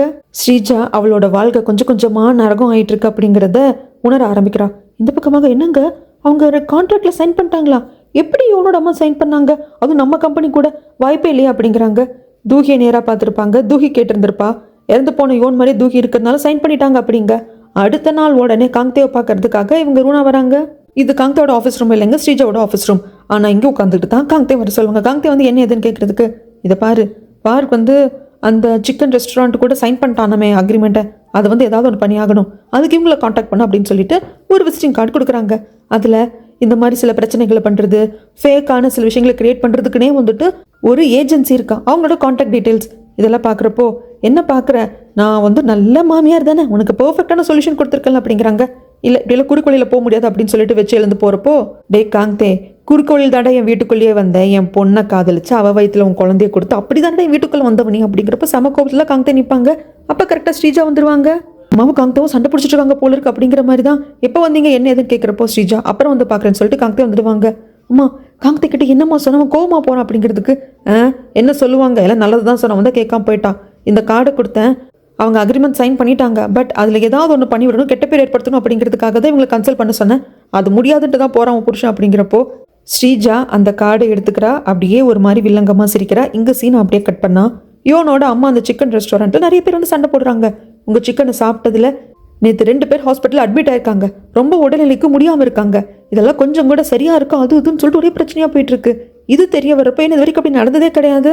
சிக்கன் சாப்பிட்டதுனால, அதுவும் இந்த கடையில் சாப்பிட்டதுனால அது பாய்சன் ஆகி நிறைய பேர் ஹாஸ்பிட்டல் அட்மிட் பண்ணியிருக்காங்க அப்படின்னு சொல்லிட்டு அவங்களோட ஒய்ஃபா இவங்கெல்லாம் வந்து சத்தம் போட்டுட்டு இருக்காங்க. இந்த மாதிரி விஷயத்துல இப்போ தான் ஃபேஸ் பண்ணுறாங்க, என்ன பண்ணுறதுன்னு தெரியல. அப்போது தங்கச்சி ரிப்போர்ட்டர் தான், இதை பாருங்க, சும்மா வந்து எங்கள் கடையை அடிச்சு உடைக்கிறதுல ஒரு பிரயோஜனமும் கிடையாது, நீங்கள் கொஞ்சம் அமைதியாக போங்க, நாங்கள் என்ன எதுன்னு பார்க்குறோம் அப்படிங்கிறாங்க. அதுக்கப்புறமாக எல்லாம் பார்த்துட்டு இருந்து இவங்கெல்லாம் வருவாங்க. பார்க்கும் யோனு என்ன எதுன்னு கேட்கறதுக்கு இந்த மாதிரி நாங்கள் ஃபேஸ் பண்ணதே இல்லை, என்னன்னே தெரியல அப்படிங்கிறப்போ இதில் ஏதோ ஒரு ஃபிஷ்ஷியாக தப்பாக இருக்கிற மாதிரி அப்படி நம்ம யோனுக்கு படுது. அது மட்டும் இல்லாமல் இன்னைக்கு தாங்க அந்த அக்ரிமெண்ட்டில் சைன் பண்ணுறதுக்காகவே பார்க்க அவங்க டீமோட யோனியை கூப்பிட்டு வந்திருப்பாங்க. யோனோட அம்மா சைன் பண்ணுறேன்னு ஒத்துக்கிட்டாங்க, பட் லீகலாக பத்திரத்தில் சைன் பண்ணாதானே அக்ரிமெண்ட் வந்து கன்ஃபார்ம் ஆகும். அதுக்காக வந்தப்போ தான் இத்தனையும் நடந்து போச்சு. இன்னும் அக்ரிமெண்ட் சைன் ஆகலை. இவங்க 2 பேரும் சேர்ந்து கொலா பண்ணுறதுக்கு ஓகேனாலும் லீகலாக அக்ரிமெண்ட் சைன் ஆகலை. இதை பற்றி டீம் மெம்பர்ஸ் எல்லாம் பேசிக்க இதை கேட்ட காங்தேக்கு தன்னோட ஒய்ஃபான ஸ்ரீஜா மேலே டவுட் வருது. எஸ், இந்த மாதிரி காரியங்களுக்கு எங்களுக்கு வேற எங்கும் கிளைகள் இல்லை அப்படிங்கிற மாதிரி தானே ஆத்தாளும் மகள் உட்காந்துட்டு இருப்பாங்க.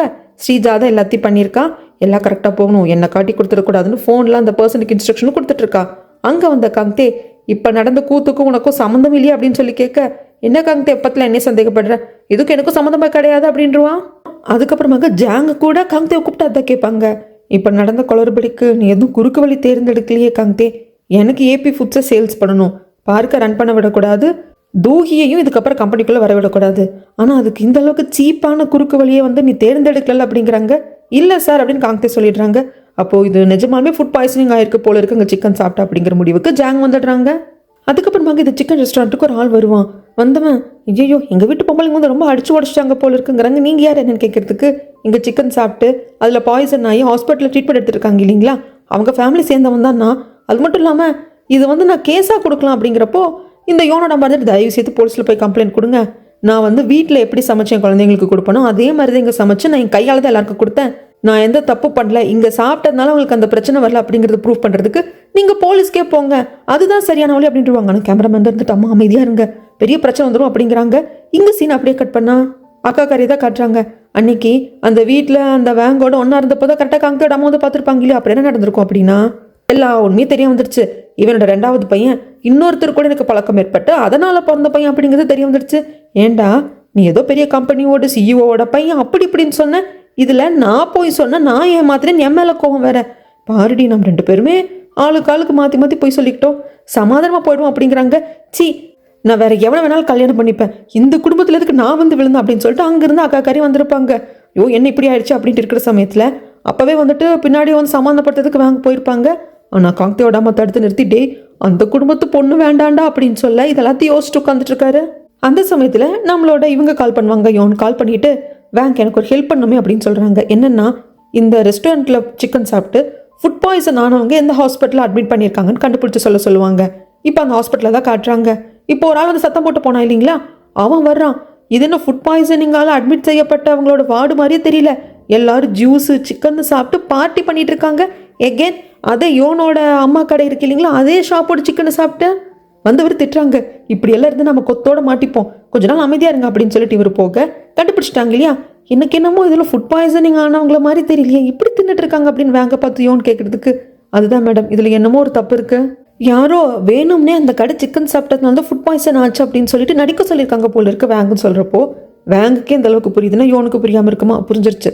சரி அதுக்கப்புறம் ரெஸ்டாரண்ட்டை பார்க்க வரலாம் அப்படிங்கிறப்போ அந்த இடத்துக்கு ரூனா வந்து அந்த ரெஸ்டாரண்ட் ஒரு மார்க்கமாக பார்த்துட்டு இழுத்து மூட வச்சுட்டு நான் கடை அப்படிங்கிற மாதிரி சிரிச்சிட்டு போவா.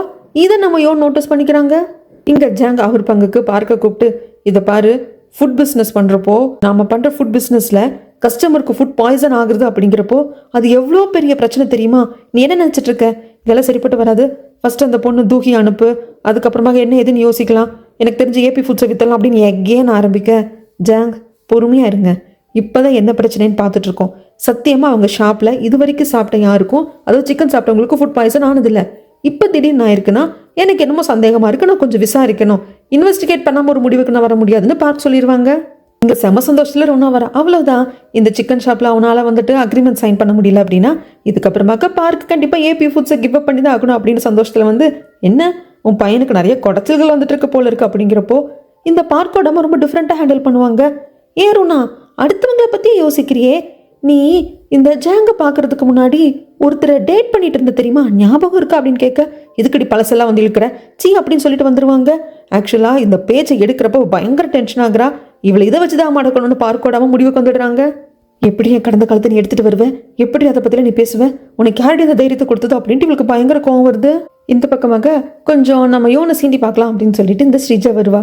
என்ன தூகி, நீ என் அங்கிள் கூட சேர்ந்ததுலேருந்து அவரோட ஃப்யூச்சரை நாசமாக போக வச்சிருவ போல இருக்கு, அது மட்டும் நிறைய பிரச்சனைகள் வந்துட்டு இருக்கு அப்படிங்கிறாங்க. இதை பாரு அதெல்லாம் ஃபேக், அது என்ன எதுன்னு பார்த்துட்டு இருக்கோம் அப்படிங்கிறப்போ, இல்லை எனக்கு தெரிஞ்சு நீ இந்த கம்பெனி விட்டு போனால் தான் இந்த கம்பெனி விளங்கும் அப்படிங்கிற சமயத்தில் பார்க்க வந்துட்டு, ஸ்ரீஜா இப்படி ஒருத்தங்களை ப்ளேம் பண்ணுறது ரொம்ப தப்பு, அது இல்லாமல் தூக்கி என் கூட சேர்ந்து ஒர்க் பண்ணிட்டு இருக்காங்க, இந்த கம்பெனியில் தப்பு நடக்குது அப்படின்னா அதுக்கு நானும் தான் பொறுப்பு அப்படிங்கிறாங்க. என்னமோ அங்கிள் நீங்கள் இவ கூட சேர்ந்துட்டு ஆடுறது எனக்கு கொஞ்சம் கூட சரின்னு படல, போர்ட் மீட்டிங்கில் இந்த பிரச்சனையை பற்றி என்ன சொல்கிறது எது சொல்கிறதுங்கிறது உங்கள் முடிவு அப்படின்னு சொல்லிட்டு போயிடுவா. அதுக்கப்புறமாக இங்கே நம்ம யோன் வந்துட்டு இங்கிருந்து கிளம்பி அவங்க அப்பா பார்க்கறதுக்கு வருவாங்க. அவங்க அப்பா தரவா விசாரிச்சுட்டாங்க. இந்த மாதிரி சில ஏஜென்சிஸ் இருக்கு, நீ கூட அன்னைக்கு ஹாஸ்பிட்டலில் போய் பார்த்து சொன்னேன் இல்லையா? ஸோ அதை வச்சு நான் கண்டுபிடிச்சது என்ன அப்படின்னா, இந்த ஆக்சிடென்ட்டை ஃபேக்காக பண்ணுறது, அப்புறம் யாராவது கிட்ட போய் பிளாக்மெயில் பண்ணி பணம் பறிக்கணும் அப்படின்னா அதுக்கான செட்டப் எல்லாம் பண்ணி கொடுப்பாங்க. ஸோ அந்த ரெஸ்டாரண்ட்டில் சாப்பிட்ட சிக்கன்லாம் ஃபுட் பாய்சன் ஆயிருக்கு அப்படிங்கிறதும் ஃபேக் தான், செட்டப் தான் பண்ணியிருக்காங்க அப்படிங்கிறாங்க. ஆனால் உங்களை டைரெக்டாக போய் அணுகுனேன்னு வச்சுக்கோ, உஷாராயிடுவாங்கம்மா, நம்மளுக்கு எந்த எவிடன்ஸும் கிடைக்காது. அப்படிங்கிறப்போ யோன் வந்துட்டு ஒரு பிளான் பண்ணுறா. வேங்க வச்சு அந்த இடத்துக்கு போ, நான் சொல்கிற மாதிரி பண்ணுன்னு சொல்கிறா. அந்த ஏஜென்சிக்கு வந்து இந்த மாதிரி ஒரு பொண்ணை காதலிச்சேன், நான் பணக்காரன் போய் சொல்லி காதலிச்சிட்டேன், நான் ஏழைன்னு தெரிஞ்சதுன்னு விட்டு போயிட்டா, அவளை எப்படியாவது என் கூட சேர்த்தி வைங்களே. அப்படிங்கிறப்போ கவலைப்படாத தம்பி, ஆனால் நீ ஏன் ஏழைன்னு சொல்கிற, உங்ககிட்ட எப்படி எங்களுக்கு ஃபீஸ் கொடுக்கறதுக்கு பணம் இருக்கும்? ஐயா, என்கிட்ட அந்த அளவுக்கு பணம் இருக்குது, ஆனால் நான் லவ் பண்ணுற பொண்ணு அதை விட பெரிய இடத்து பொண்ணு. உதாரணத்துக்கு நான் லட்சாதிபதினு வச்சுக்கோங்க, அவள் கோடி கோடி கோடீஸ்வரி, அவள் முன்னுக்கு நான் பிச்சைக்கார மாதிரி தானே தெரியுமா அப்படிங்கிறாங்க. சரி, அதில் ஒரு பிரச்சனை இல்லை, உனக்கு உடம்பு சரியில்லை, உனக்கு ஆக்சிடென்ட் ஆயிடுச்சு, அந்த மாதிரி சொல்லி அந்த எமோஷன்ஸை வந்து அந்த பொண்ணுக்கிட்ட தூண்டி விட்டு சேர்த்து வச்சிடறோம்.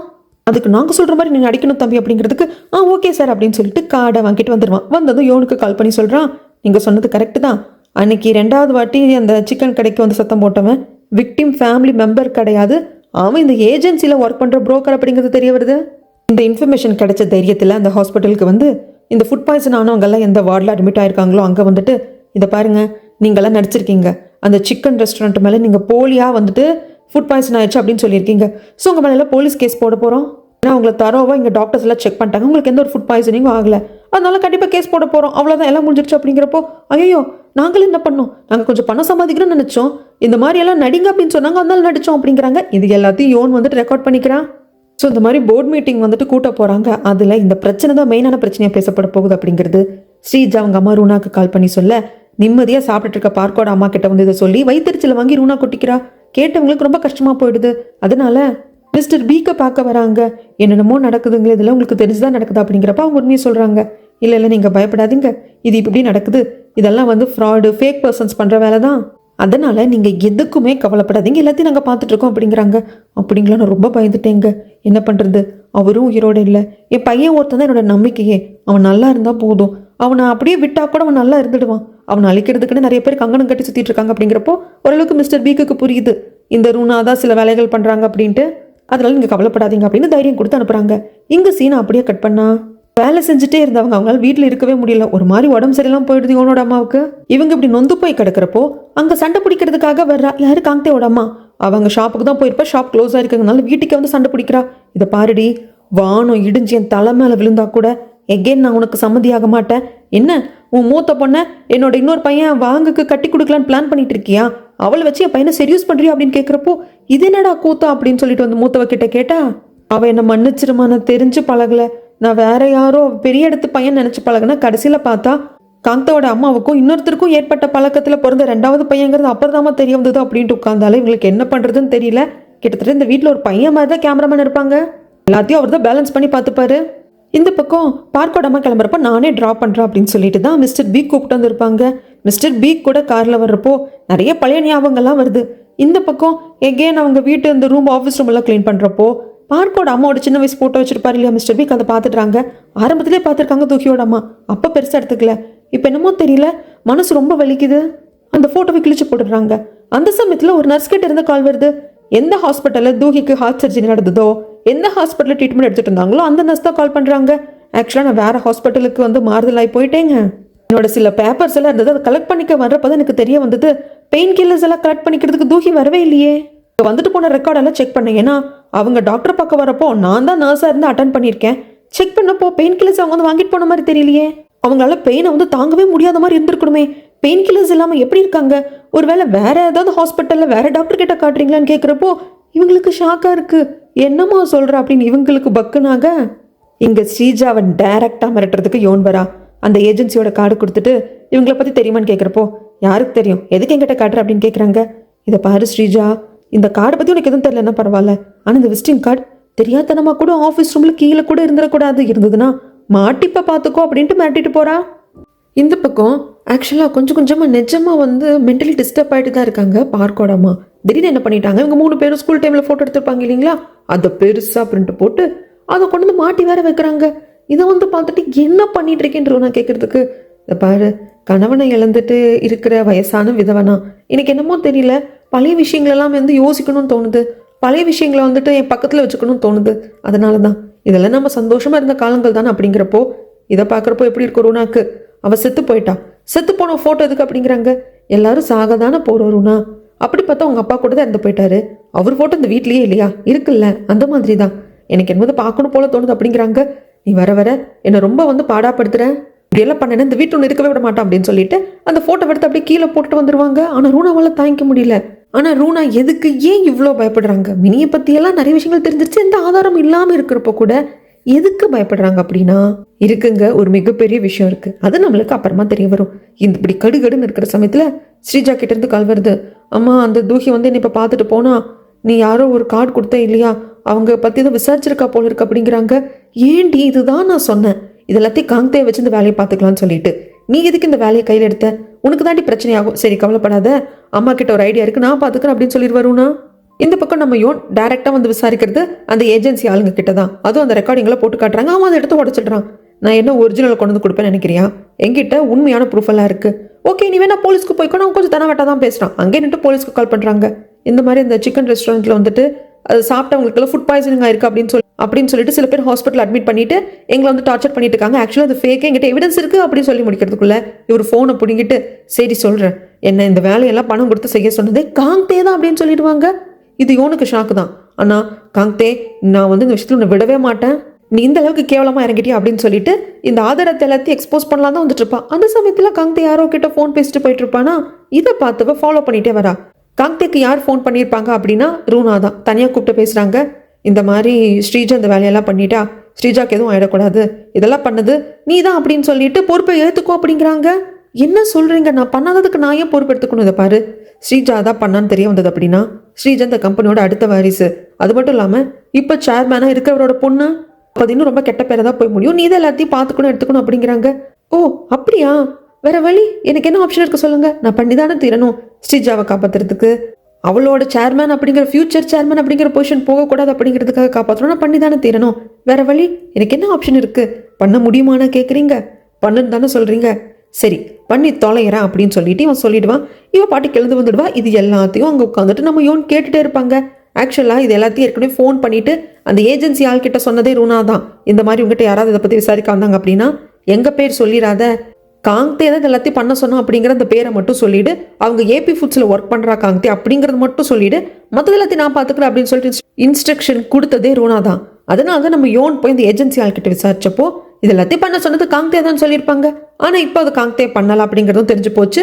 காங்தேவை தான் பழி ஏற்றுக்க வைக்க போகிறாங்க அப்படிங்கிறதும் தெரிஞ்சு போச்சு. இது எல்லாத்தையும் வந்துட்டு ஸ்ரீஜா கிட்ட சொல்கிறப்போ, ஏமா காங்தே பண்ணத தப்புக்கு காங்தேவை ஏமா பழியத்துக்கு சொன்ன? பின்ன நீ யா பழியத்துக்குவ? இந்த மாதிரி விஷயங்கள் எல்லாத்தையும் நாம் டேரெக்டாக இறங்கக்கூடாதுடி, யாராவது வச்சு தான் பண்ணணும். அதனால தான் நான் காங்தே கிட்ட ஃபஸ்ட்டு போனேன். நீ பாட்டுக்கு என் பேச்சை கேட்காம என்கிட்ட எதை சொல்லாமல் நீ பாட்டுக்கு பண்ணிட்டேன். இதை பாரு, உன்னோட பொசிஷன் முக்கியம், உன் மேலே எந்த கலங்கமும் வந்துடக்கூடாதுங்கிறது முக்கியம். காங்தே எல்லாம் அதுக்கு கடமைப்பட்டவன் தான். உனக்காக 1000 வாட்டி சாக்ரிஃபைஸ் கூட அவன் பண்ணலாம். அவனுக்கு எப்பேற்பட்ட வாழ்க்கையை நீ கொடுத்துருக்க. அதெல்லாம் அமைதியார் அப்படிம்பாங்க. ஏமா காங்தேவை நீ ஒத்துக்க வச்சுட்ட, ஆனால் தூகி என்னமா பண்ணுவேன்? தூகி கிட்ட எவிடன்ஸ் இருக்கு, அவள் கண்டிப்பாக விசாரிச்சிருந்திருப்பா. நாம தான் பண்ண சொன்னோம் அப்படிங்கிற மாதிரி அவளுக்கு தெரிஞ்சிருந்தா என்ன பண்ணுறது? இல்லைல்ல, அது கூட நான் வந்து அந்த ஏஜென்சி ஆள்கிட்ட பேசி மாற்றிட்டேன் அப்படிங்கிறாங்க. பட் இன்னும் ஸ்ரீஜா கிடைக்கிறது என்னன்னா, இவ்வளோ விஷயமும் தெரிஞ்சிருந்தோம் ஏன் இன்னும் தூகி அமைதியாக இருக்கா அப்படிங்கிறது தான். இங்கே வேங்கால அக்கா காரிக்கிட்ட பேசாமல் இருக்க முடியல. கால் பண்ணுறப்போ அந்த ஃபோன் காலை அட்டன் பண்ணுறதே வந்துட்டு அம்மா தான் அட்டன் பண்ணவங்க. இது பாரு, இதுக்கு மேலே கால் பண்ணேன்னா மரியாதை கிட்டடும் அப்படின்னு சொல்கிறாங்க. ஏண்டி, நீ யாரை காதலிச்சாலும் நல்லவனாக இருந்தால் மட்டும் போதுடி, நான் கட்டி வைப்பேன். ஆனால் அந்த குடும்பமா, காங்தேவோட அம்மாவுக்கு பிறந்த வண்டி இவன்லாம் வேண்டவே வேண்டாம் அப்படின்ட்டு போயிடுறாங்க. ஆக்சுவலாக அக்கா கருக்கு அது புரியுதானே, என்ன பண்ணுறது, காதலிச்சிட்டாங்க, மனசை மாற்றிக்க முடியல. பார்க்குக்கு என்ன பண்ணுறதுன்னு தெரியல. ஏன்னா எந்த ஒரு விஷயத்தையும் கண்டுபிடிக்க முடியல. இப்போ எல்லாமே கிரிட்டிக்கலான ஸ்டேஜில் இருக்குது. இப்போ போர்ட் மீட்டிங் ஸ்டார்ட் ஆக போகுது சார் அப்படின்னு செக்ரட்டரி வேறு வந்து சொல்கிறாங்க.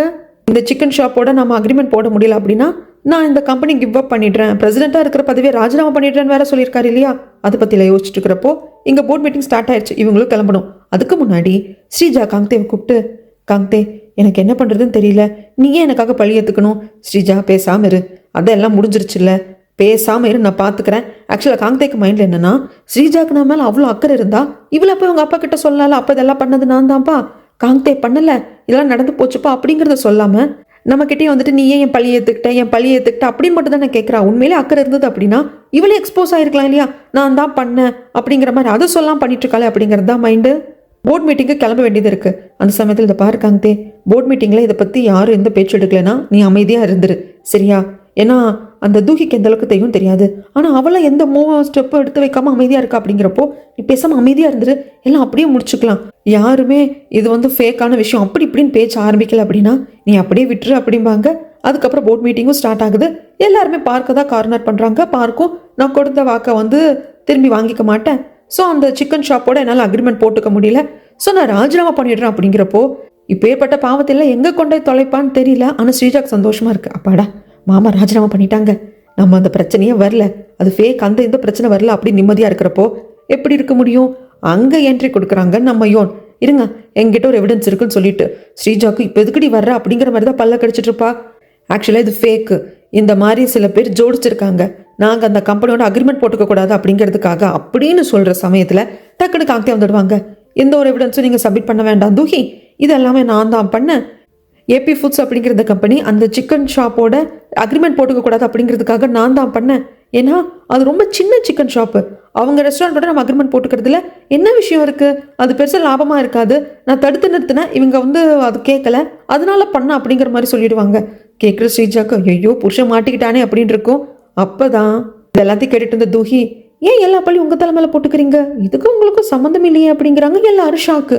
ஈவன் ஜாங்குக்கு கூட தூஹி என்னமோ எவிடன்ஸு ஃபேக் அதுன்னு சொன்னீங்க இல்லையா, அந்த ஃபேக் அப்படிங்கிறதுக்கான எவிடன்ஸை ப்ரொசீட் பண்ணுங்க நாங்கள் பார்க்கணும் அப்படிங்கிறப்போ அந்த 3 பேஷண்ட்ஸை கூப்பிட்டு வராங்க. இவங்க பேஷண்ட்ஸ் கிடையாது, இவங்களே வந்து என்ன எதுன்னு சொல்லுவாங்க அப்படிங்கிறப்போ ஆக்சுவலாக அந்த சிக்கன் ரெஸ்டாரண்ட் வந்துட்டு நல்லா ஃபேமஸ் ஆனது, நல்லா ரன் ஆகிட்டு இருக்கு, டெய்லி கூட்டம் அழும் போதும் எங்களுக்கு கொஞ்சம் பணம் சம்பாதிக்கணும் அப்படிங்கிற ஆசை வந்துருச்சா, அதனால நாங்கள் அங்கே போய் சிக்கன் சாப்பிட்டு அதன் வகையில் ஃபுட் பாய்சன் ஆகிடுச்சு, வயிறு வலிக்குது, டயாரே ஆகிட்டுருக்கு அப்படிங்கிற மூலியமாக நம்ம ஹாஸ்பிட்டல் அட்மிட் ஆகிட்டோம் அப்படின்னா இந்த பிரச்சனையை மூடி மறைக்கிறதுக்காக சிக்கன் ரெஸ்டாரண்ட்டை சேர்ந்தவங்க காசு கொடுப்பாங்க இல்லையா, ஸோ அப்படி காசு சம்பாதிக்கிறதுக்காக நாங்களாக தான் பண்ணோம், எங்களை வந்து யாரும் ஏவி விடலை அப்படின்னு சொல்லிடுவாங்க. இப்போது இதில் காங்கே பேரும் அடிப்படலை, ஸ்ரீஜா பேரும் அடிப்படலை. ஆனால் ஸ்ரீஜாக்கு நம்ம புருஷன் காங்கேவை ஏன் இந்த இவ காப்பாத்தினா தூஹி, அது யோன் மாதிரி வேற இருக்கா அப்படிங்கிறத இப்போ இவளுக்கு வந்து பக்குன்னு இருக்கு. அடுத்து ஸ்ரீஜா இதை கால் பண்ணி அவங்க அம்மா ரூனா கிட்ட சொல்கிறா, என்னடி எந்த பிரச்சனையுமே வரலையா, வரலம்மா, ஆனால் ஏன் தூஹி இதை பண்ணான்னு தெரியல, தூஹி கிட்ட எவிடன்ஸ் இருக்குமா, அப்படி இருக்கிறப்ப கூட யார் மேலேயும் பழி போடாமல் காங்கேவை எதுக்கு காப்பாற்றினான்னு தான் தெரியலமா அப்படிங்கிறாங்க. ஆக்சுவலி இது ரூனாக்கே கொஞ்சம் இடிக்குது, ஏன் எல்லா எவிடன்ஸ் இருந்தும் ஏன் காட்டி கொடுக்காம இருக்கா இந்த தூஹி அப்படின்னு சொல்லிட்டு புரியல. பார்க்குக்கும் அது இடிக்குது. காங்கே வந்து எல்லா தப்பும் நான் தான் பண்ணேன் ரெஸ்பான்சிபிலிட்டி எடுத்துக்கிறப்போ நீங்கள் ஏன் அதை எடுத்துக்கிறீங்க, உங்கள் மேலே தப்பு இல்லை அப்படின்னு சொல்லிட்டு ஏன் தூஹி சொன்னா. தூஹிக்கு என்னமோ தெரிஞ்சிருக்கு, காங்கேவை காப்பாற்றுறதுக்காக பண்ணுறாளா அப்படிங்கிற மாதிரி மைண்டுக்குள்ளே ஓடுது. ஸோ இவங்களை பார்க்கலான்ட்டு வர்றப்போ அந்த டீமில் மற்ற மெம்பர்ஸ் தான் இருக்காங்களே தவிர்த்து அங்கே காங்கேவும் இல்லை, நம்ம யோனும் இல்லை. உடனே மொட்டை மாடிக்கு வராங்க, அங்கே தான் 2 பேர் பேசிகிட்டு இருப்பாங்க. யோன் வந்து இந்த ரெக்கார்டரை ப்ளே பண்ணி காட்டுறான், இந்த மாதிரி எங்களை இப்படியெல்லாம் பண்ண சொன்னது வந்து காங்கே தான் அப்படின்னு சொல்லிட்டு அந்த ஏஜென்சி சேர்ந்து ஆள் சொல்லியிருப்பாங்க இல்லைங்களா, அந்த ரெக்கார்டுங்களாம் இருக்குது. இதை காங்கே கிட்ட காட்டுறப்போ எவிடன்ஸ் இருக்குல்ல, அப்போ நானே வந்து ஒத்துக்கிட்டேன்ல, இது அங்கே சப்மிட் பண்ணியிருக்க வேண்டியது தானே போர்ட் மீட்டிங்கில் அப்படிங்கிறப்போ எனக்கு எவிடன்ஸ் கிடச்சிருச்சு, அப்போது உண்மையில தான் தப்புட்டு கடும் கோபத்தில் தான் வந்தேன். ஆனால் ரூனா உன்னை கூப்பிட்டு பேசினதை நான் கேட்டுட்டேன், அப்போ தான் தெரிய வந்தது ஸ்ரீஜா அவள் பொண்ணை காப்பாற்றுறதுக்கு உன்னை பலிகாட ஆக்க பார்க்குறான்னு சொல்லிட்டு அதனால தான் உன்னை நான் காப்பாற்றினா அப்படிங்கிறாங்க. ஏன் ஏன் எனக்காக இதெல்லாம் பண்ணுற, சொல்லு சொல்லு யோன் சொல்லு, ஏன் எனக்காக இதெல்லாம் பண்ணிகிட்ருக்க அப்படின்னு சொல்லிட்டு யோனை போட்டு உழுக்க கரெக்டாக அதை வந்து பார்த்துடுவார். அது மட்டும் இல்லாமல் அப்படி யோனை பார்த்துக்கிட்டே இருந்து இவன் கிஸ் பண்ணுற மாதிரி வேற போயிடுவான். பார்க்குக்கெல்லாம் செம்ம கடுப்பு. அப்போது நம்ம யோன் வந்து இந்த காங்கேவோட கையை தட்டி விட்டுட்டு, நீ இன்னும் மாறவே இல்லை, ஒரு வாட்டி பண்ண தப்பையே எகெயின் பண்ணிகிட்ருக்கீங்க, ஏற்கனவே 20 வருஷமாக உங்களுக்காக வாழ்ந்த பொண்ணை விட்டுட்டு ஸ்ரீஜாவை தேர்ந்தெடுத்தீங்க, இப்போ ஸ்ரீஜாவோட கல்யாணம் பண்ணிக்கிட்டு வாழ்ந்துட்டு இருக்கிற வாழ்க்கையை விட்டுட்டு யோன் மாதிரியே இருக்கிறா அப்படிங்கிற ஒரே காரணத்துக்காக என்ன தேர்ந்தெடுக்கிறீங்க, உங்களோட மைண்டே அவ்வளோதானா அப்படின்னு சொல்லிட்டு வந்துடுவா. இதுக்கு மேலே பார்க்க நல்லா பொறுமையாக இருக்க முடியல. ஸோ நம்ம யோனை கூப்பிட்டு, என் முன்னாடி உட்காந்துட்ருக்கிற தூஹி அப்படிங்கிற இந்த பொண்ணு இறந்த பொண்ணு யோன் மாதிரியே இருக்கா, அந்த யோன் காங்கேவோட எக்ஸ் கேர்ள் ஃப்ரெண்டு, ரொம்ப இன்ட்ரெஸ்டிங்காக இருக்குல்ல, காங்கே உன்னை பார்க்குறப்போ எந்த அளவுக்கு எமோஷன் ஆகிறான் அப்படிங்கிறத என்னால் பார்க்க முடியுது, நீயே காங்கேவை சேவ் பண்ண, காங்கே பண்ணது தப்பு தானே அப்படிங்கிறாங்க. இல்லை இதில் வந்து தப்பு நடந்திருக்கு, ஆனால் காங்கே இந்த தப்பை பண்ணலை. ஓ அப்போது காங்கேவை காப்பாற்றுறதுக்காக எல்லாத்தையும் பண்ணியா, ஒருவேளை நீ பார்க்குறதுக்கு இறந்து போன யோன் மாதிரியே இருக்கிறதுனால உனக்கும் காங்கே கடையில் அகெயின் ஃபீலிங் ஸ்டார்ட் ஆகுதா, இதை பாரு உன்னோட லைன் என்ன அப்படிங்கிறத பார்த்து அறிஞ்சு நின்றுக்கோ, இது நல்லா இல்லை, காங்கேவை நீ காப்பாற்ற போகிறப்போ அது காந்தேக்கு தப்பான மாதிரியான ஃபீலிங்ஸ் தான் கொடுக்கும் அப்படிங்கிறப்போ பார்க் எனக்கு புரியல. நான் இதுக்கெல்லாம் உங்களுக்கு உட்காந்து ஆன்சர் பண்ணிட்டு இருக்கணும்?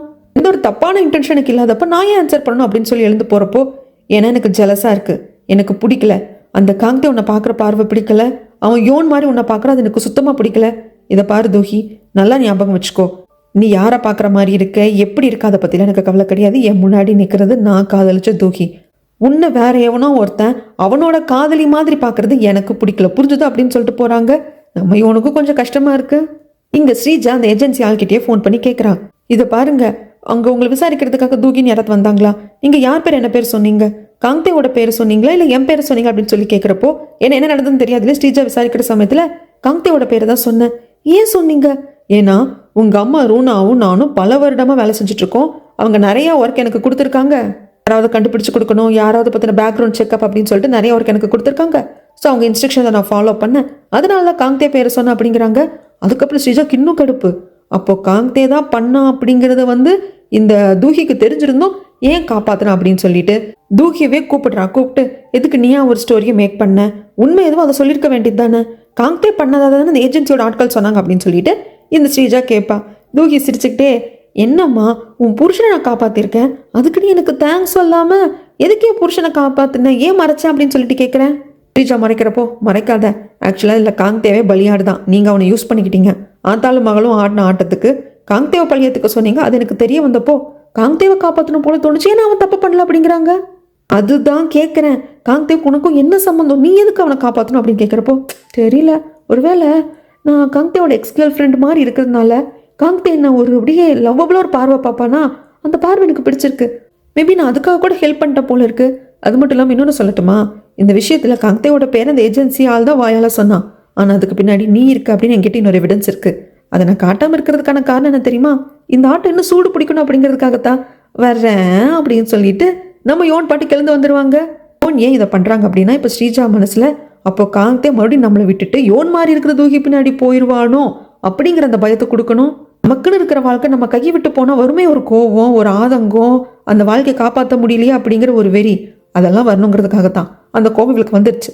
உடனே நம்ம யோன் அங்கிறது போனதுக்கு அப்புறமாக அந்த ஏஜென்சி ஆளுக்கு ஸ்ரீஜா கால் பண்ணி, உங்களுக்கு நான் எகெயின் இன்னொரு ஒர்க்கு கொடுக்க போகிறேன், ஆனால் இந்த வாட்டி எங்கள் அம்மா கிட்ட நீங்கள் எதுவும் சொல்லக்கூடாது அப்படின்னு சொல்ல இங்கே சீன் அப்படியே கட் பண்ணால் யோனோட வீடு இருக்கு இல்லைங்களா, அக்கா தங்கச்சி அம்மாலாம் இருப்பாங்க இல்லையா, அந்த வீட்டில் எல்லாருக்கும் தெரிய வந்துடுச்சு இதெல்லாம் ஃபேக் நியூஸு. ஸோ நம்ம ரெஸ்டாரண்ட்டை நம்ம ஓப்பன் பண்ணலாம் அப்படின்னு தெரிஞ்சதுக்கப்புறம் தான் அம்மாவுக்கு நிம்மதியாக இருக்குது. அதுக்கப்புறம் பார்க் வீட்டுக்கு வந்துடுவாங்க. தண்ணி ஏதோ எடுத்துகிட்டு போவார் யார், அந்த காந்தே. அந்த சமயத்தில், இதை பாரு காந்தே, நான் எகெயின் தூஹிக்கு ப்ரப்போஸ் பண்ண போகிறேன், தூகியோட அந்த நினைவுகள்லாம் ஞாபகம் வரணும், எகெயின் அவளுக்கு பல சில ஞாபகம் வரணும், நான் காத்துட்டு இருந்தேன். அதுக்கெல்லாம் காத்துட்டு இருக்க வேண்டாம், எகெயின் அவளுக்கு ப்ரப்போஸ் பண்ணலாம். நானும் அவளும் காதலிச்சது நான் அவளுக்கு ப்ரப்போஸ் பண்ணதுக்கு அப்புறமாக, அதாவது கல்யாணத்துக்கு ப்ரப்போஸ் பண்ணதுக்கு அப்புறமாக ஞாபகம் வரும் நான் நம்புறேன். அதனால உன் லிமிட் என்னவோ அதோட நிறுத்திக்கோ, உன் எக்ஸ்லவர் மாதிரி பார்க்கறதுக்கு தூகி இருக்கா அப்படின்னு சொல்லிட்டு நீ தூகி கிட்ட நடந்துக்கிறது எனக்கு பிடிக்கல அப்படின்னு சொல்லிட்டு போயிடுவாங்க. அதுக்கப்புறமாக காந்தி ரூமுக்கு வந்த சமயத்தில், ஆக்சுவலா உன்னை எதுக்கு தெரியுமா தூகி காப்பாத்துனா, அங்கிள் பார்க்க அவள் கல்யாணம் பண்ணிக்க போறா இல்லையா, இந்த குடும்பத்துக்குள்ள வர போறா இல்லையா, அதனால தான் உன்னை அவள் காப்பாத்துனா, மற்றபடி நீ வேற எதுவும் நினச்சிக்காத அப்படின்னு சொல்லிட்டு இவ சொல்லி வைக்கிறா. ஏன்னா யோன் மாதிரி இருக்கா அப்படிங்கிறதுக்காக என்னை விட்டு போயிடாதடா அப்படிங்கிறது தான் இந்த பொய்க்கு பின்னாடி இருக்கிற ரீசன். ஆனால் காந்தி எல்லாத்தையும் கேட்டுட்டு, அதெல்லாம் நான் பார்த்துக்கிறேன், ஃபஸ்ட்டு இதுக்கப்புறம் இந்த மாதிரி கேடு கட்ட வேலை பண்ணாமரு. சரி காந்தே, நான் மைண்டில் வச்சுக்கிறேன், இனிமேல் பண்ண மாட்டேன்ருவா. ஆனால் பார்க்கால முடியல, பயங்கரமாக பீர் அடிச்சுட்டு அவருக்கு மைண்டுக்குள்ள அது ஓடிக்கிட்டே இருக்கு. என்ன தைரியம் இருந்தா தூகி அவன் அந்த பார்வையில் பார்த்துருப்பான். ஏன்னா அவனோட பார்வையில், அதாவது காந்தேவோட பார்வையில் அந்த காதல் பார்க்கால ஃபீல் பண்ண முடியுது. ஆனால் அதை நம்ம பார்க்கால ஏற்றுக்கவே முடியல. இந்த பக்கம் அந்த ஒரே ஒரு கம்மல் மட்டும் இருக்கும் இல்லைங்களா, அதை எடுத்து நம்ம யோன் காதில் போட்டுக்க, இந்த பக்கம் எனக்கு மினியோட பொண்ணை எப்படியாவது கண்டுபிடிச்சு கொடுக்குறீங்களா அப்படின்னு பார்க்கோட அம்மா ஜாங்க கிட்ட கேட்குறாங்க. இத்தனை வருஷம் கழிச்சு ஏங்க அதை பற்றி எல்லாம் பேசுறீங்க, மினி இறந்து போயிட்டாங்க, மினியோட பொண்ணு அப்படின்னு ஜாங் ஆரம்பிக்க, மினி இறந்து போயிட்டாங்கிறது எனக்கு தெரியும் ஜாங், ஆனால் மினியோட பொண்ணை கண்டுபிடிச்சு அவளுக்கு ஏதாவது செய்யணும்னு ஆசைப்படுறேன், என்னன்னே தெரியல, என் மனசது சொல்லுது அப்படிங்கிறப்போ இது எல்லாத்தையும் அங்கிருந்து ரூனா கேட்டுக்கிறா. ஆனால் மினியோட பொண்ணும் இறந்து போயிட்டாங்க அப்படிங்கிறது ஜாங் சொல்லலை. தூகியோட அம்மா எல்லாத்தையும் மனசில் வச்சுக்கிட்டு பல்ல கடிச்சிட்டு வாழ்ந்துட்டு இருந்தாங்க. ஆனால் எகெயின் பார்க்கோட அம்மாவோட ஃபோட்டோவை இவங்க ஹஸ்பண்டோட அந்த ஆஃபீஸ் ரூமில் இருக்கிற அந்த புக்கில் பார்க்குறப்போ கோவம் வருது, அதனால கிழிச்சு குப்பையில் போட்டிருப்பாங்க. அது இவர் இப்போ தான் பார்க்குறாரு. தூகியோட அம்மாவுக்கு ஸ்ட்ராங் ஆகிட்டே இருக்குது, இவன் நம்ம பொண்ணு தூகி தானா என்ன அப்படிங்கிறது தெரியாமல் அந்த குழப்பத்திலே இருக்காங்க. இப்போ கூட அந்த மார்க் இருக்கா, ஆப்ரேஷன் பண்ணதுக்கான அந்த மார்க் இருக்கான்னு செக் பண்ண வராங்க. ஆனால் இவங்க ஒரு கழிச்சு படுத்து நல்லா தூங்கிட்டு இருப்பாங்க, அதனால முடியறதில்ல. அடுத்த நாள் அந்த சிக்கன் ரெஸ்டாரண்ட்டோட இவங்க ஏபி ஃபுட்ஸ் அப்படிங்கிற கம்பெனி அக்ரிமெண்ட்டை சைன் பண்ணிடுறாங்க. யோனோட அம்மாக்களும் ரொம்ப சந்தோஷம். டக்குன்னு கையை பிடிச்சிக்கிட்டு தேங்க்ஸ்டா தங்கம் அப்படிங்கிறாங்க. தங்கச்சி ரிப்போர்ட்டர் தான், அம்மா பேசாமல் இருமா அப்படின்னு சொல்ல அதையும் பார்க்குறாங்க. என்னடா இது, எல்லாருமே தூகியை யோனா பார்த்தா நான் என்னடா பண்ணுவோம் அப்படிங்கிற மாதிரி தான் இருக்கும். தூகியோட அம்மாவுக்கு இதுக்கு மேலே அமைதியாக இருக்கக்கூடாதுன்னு சொல்லிட்டு ஒரு நர்ஸ் கால் பண்ணிட்டு இருப்பாங்க இல்லையா. பெயின் கில்லர் வந்து தூகி வாங்கிக்கல, வேற ஹாஸ்பிட்டலில் காட்டுறாங்களா என்னன்னு சொல்லிட்டு கேட்டுட்டு அந்த நர்ஸை பார்க்கறதுக்கு வராங்க. அப்போ அந்த நர்ஸ் சொல்கிறாங்க, இல்லைங்க, ஒரு 2 மாதத்துக்கு முன்னாடி நான் அந்த ஹாஸ்பிட்டலில் தான் ஒர்க் பண்ணிட்டு இருந்தேன். அதனால தான் எனக்கு தூகியோட ரிப்போர்ட்லாம் நல்லா தெரியும், அதனால தான் கேட்டேன் அப்படிங்கிறாங்க. கேட்டேங்கிறது சரிம்மா, ஆனால் தூகி பெயின் கில்லர் எடுத்துக்க வேண்டிய அவசியம் இல்லையே. அவளுக்கு ஹார்ட் சர்ஜரி நடந்திருக்கு, அதுக்கான மெடிசன், இன்னும் சொல்ல போனால் கிட்டத்தட்ட விட்டமின்ஸ் மாத்திரை மாதிரி உடம்ப வந்து நல்லபடியாக பார்த்துக்கிறதுக்கான மாத்திரை தானே தவிர்த்து அது பெயின் கில்லர் இல்லையேம்மா. பெயின் கில்லர் பற்றி நீ பேசினியேம்மா, அது என்ன எதுன்னு கேட்க, அப்போ உங்களுக்கு தெரியாதா, ஆக்சுவலாக தூகிக்கு ஹார்ட்டுக்கு பக்கத்தில் ஒரு டியூமர் கட்டி வளர்ந்துட்டு இருந்தது. உங்களுக்கு ஏற்கனவே ஹார்ட் சர்ஜரி பண்ணியிருக்கிறதுனாலையும் அவங்க தொடர்ந்து அதுக்கான மெடிசன்ஸ் எடுத்துகிட்டு இருந்ததுனாலையும் கடைசி ஸ்டேஜ் வரைக்கும் ஆனதுக்கு அப்புறமாக கூட அந்த டியூமர் அவங்களுக்கு தெரியல, அதுக்கான சிம்டம்ஸும் தெரியல. அதனால தான் ஒரு வாட்டி ரொட்டீன் செக்கப்காக வந்தப்போ தான் அவங்களுக்கு டியூமர் இருக்குது அப்படிங்கிறதே தெரிய வந்தது. நீ ஆல்ரெடியும் ஹார்ட் சர்ஜரிக்காகவே நிறைய மெடிசன்ஸ் எல்லாம் எடுத்துகிட்டு இருந்ததுனால இந்த பெயின் எல்லாம் உனக்கு வந்திருக்காது, ஒருவேளை இதுக்கு மேலே வர்றதுக்கு வாய்ப்பு இருக்குது அப்படின்னு சொல்லிட்டு தான் டாக்டர் அந்த மெடிசன்ஸ் சஜஸ்ட் பண்ணாங்க. ஆனால் அதுக்கப்புறமாக தூக்கி அந்த ஹாஸ்பிட்டலுக்கு வந்த மாதிரியும் தெரியல, அந்த மெடிசன்ஸை வாங்கிக்கிட்ட மாதிரியும் தெரியல. இந்த ஹாஸ்பிட்டலுக்கு வந்து ஜாயின் பண்ணிட்டேன், என்னோட ஃபைல்ஸ் சிலதெல்லாம் இருந்தது, அது வாங்க போனப்போ தான் எனக்கு தெரிஞ்சது, அதனால தான் அங்கே கேட்டேன் அப்படின்னதும், என்னது என் பொண்ணுக்கு ஹார்ட்டில் கட்டி இருந்ததா அப்படின்ட்டு ரொட்டீன் செக்கப்க்கு எந்த ஹாஸ்பிட்டலில் காட்டுவாங்களோ அங்கே வந்து இந்த டாக்டர் கிட்ட உண்மையை சொல்லுங்க, என் பொண்ணு என்னதான் ஆனா அப்படின்னு சொல்லிட்டு கேட்குறாங்க. இந்த பக்கம் நம்ம யோனை தான் காட்டுறாங்க. அந்த சிக்கன் ரெஸ்டாரண்ட்லேயே உட்காந்து இந்த அக்ரிமெண்ட் சைன் பண்ணியாச்சு இல்லையா. ஸோ பீர் குடிச்சு எல்லாரும் செலிப்ரேட் பண்ணுறாங்க. இதுக்கப்புறம் என்ன நடந்தது அப்படிங்கிறத நான் அடுத்த வீடியோவில் வந்து சொல்கிறேங்க.